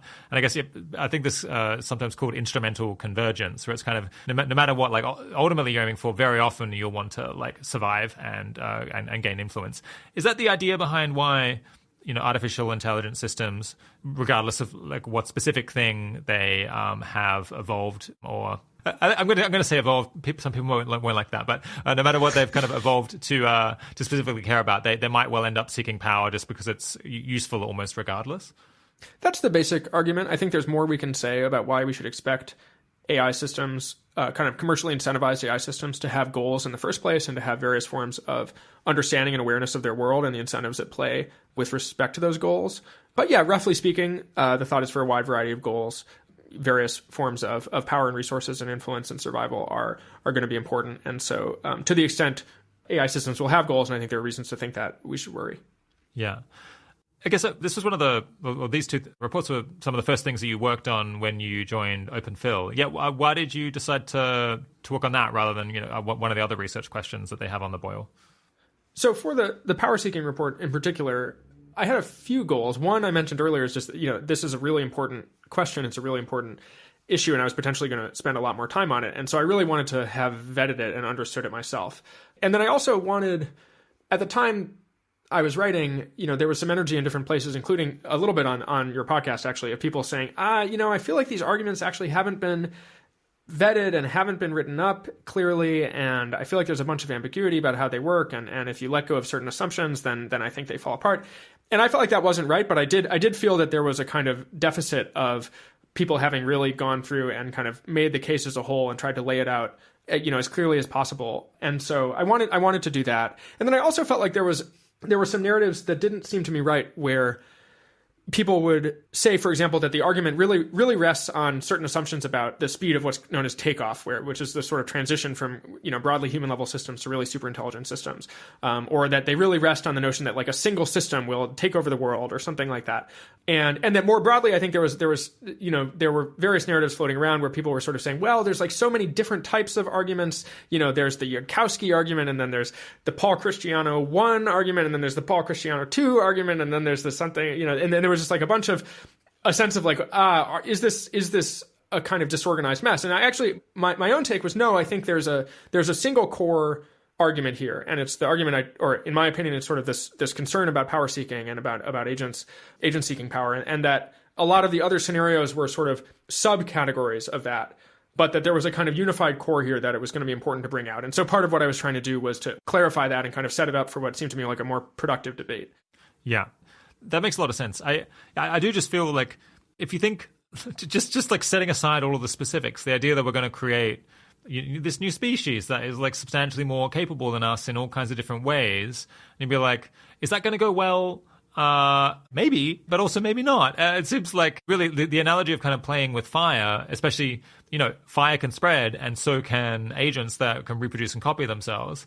I almost felt like, if we looked and we're like, no, it's going to be completely fine, I'd be glad to say, maybe we should check that again. Because I feel like it's a little bit like saying, yeah, walking across this like tightrope across this, rushing river, it's completely safe. Don't worry about it. I'd be like, I feel like we haven't understood the situation very, very well.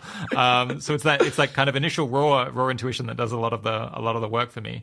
After thinking and talking about this for a couple of years, I guess, did you end up maybe more worried than you did coming in, or were you perhaps a bit reassured having interrogated some of the specific disagreements more closily?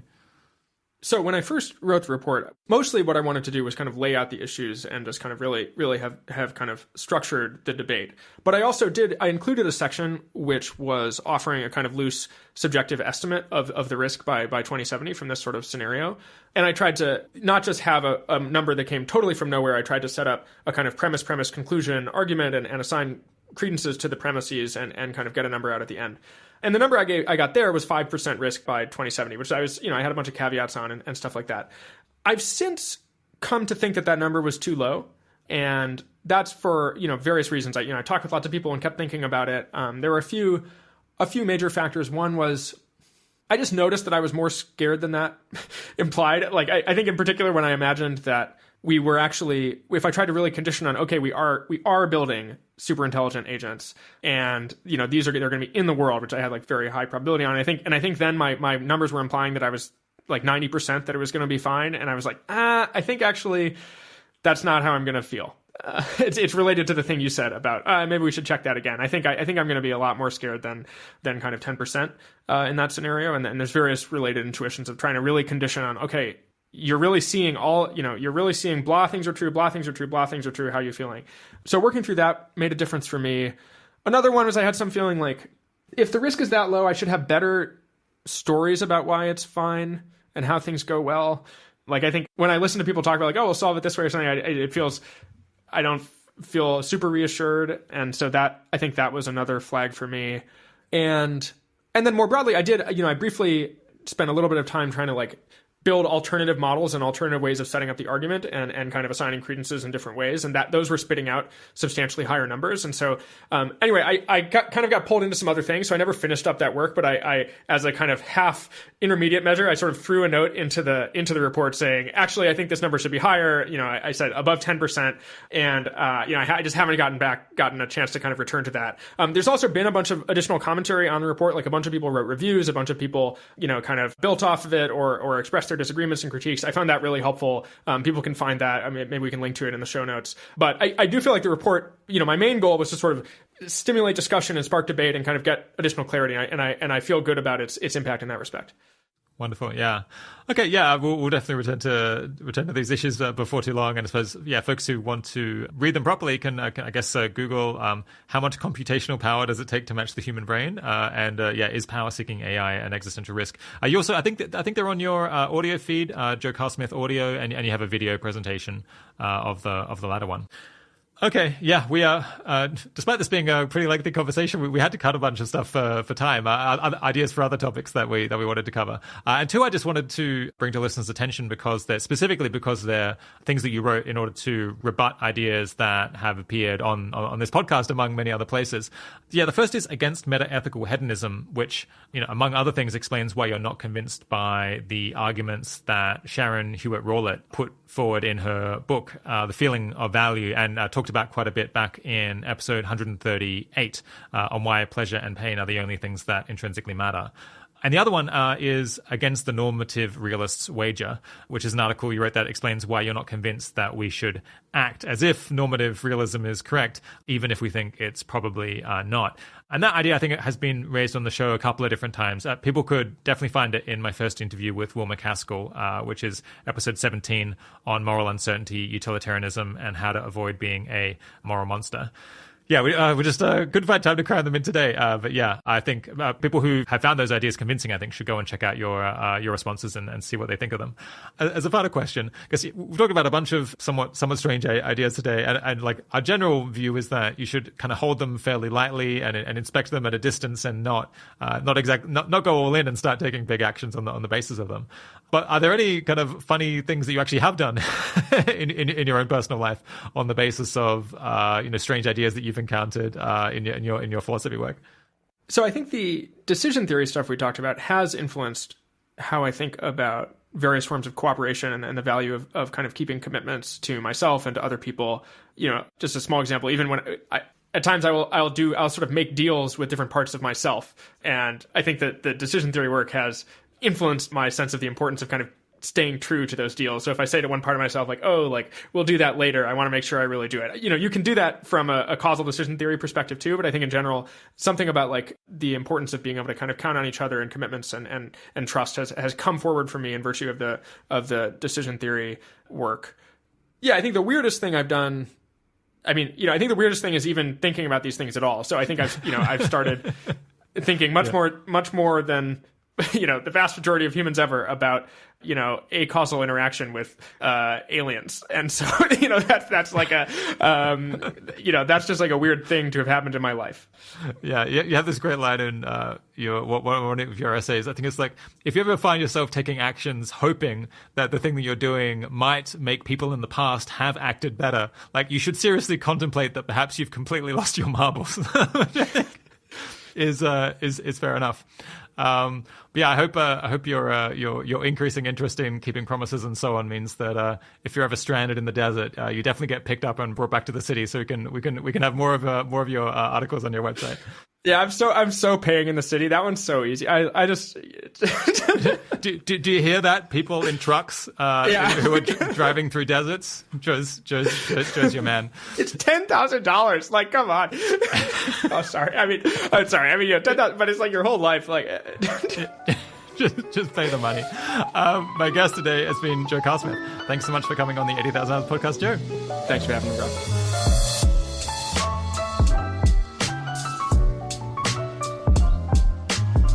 As always, there's lots of links if you'd like to learn more on the blog post associated with this episode, all lovingly compiled by Katie Moore, who also puts in the effort to polish the transcripts and stick in links to explanations on any unusual terms that come up.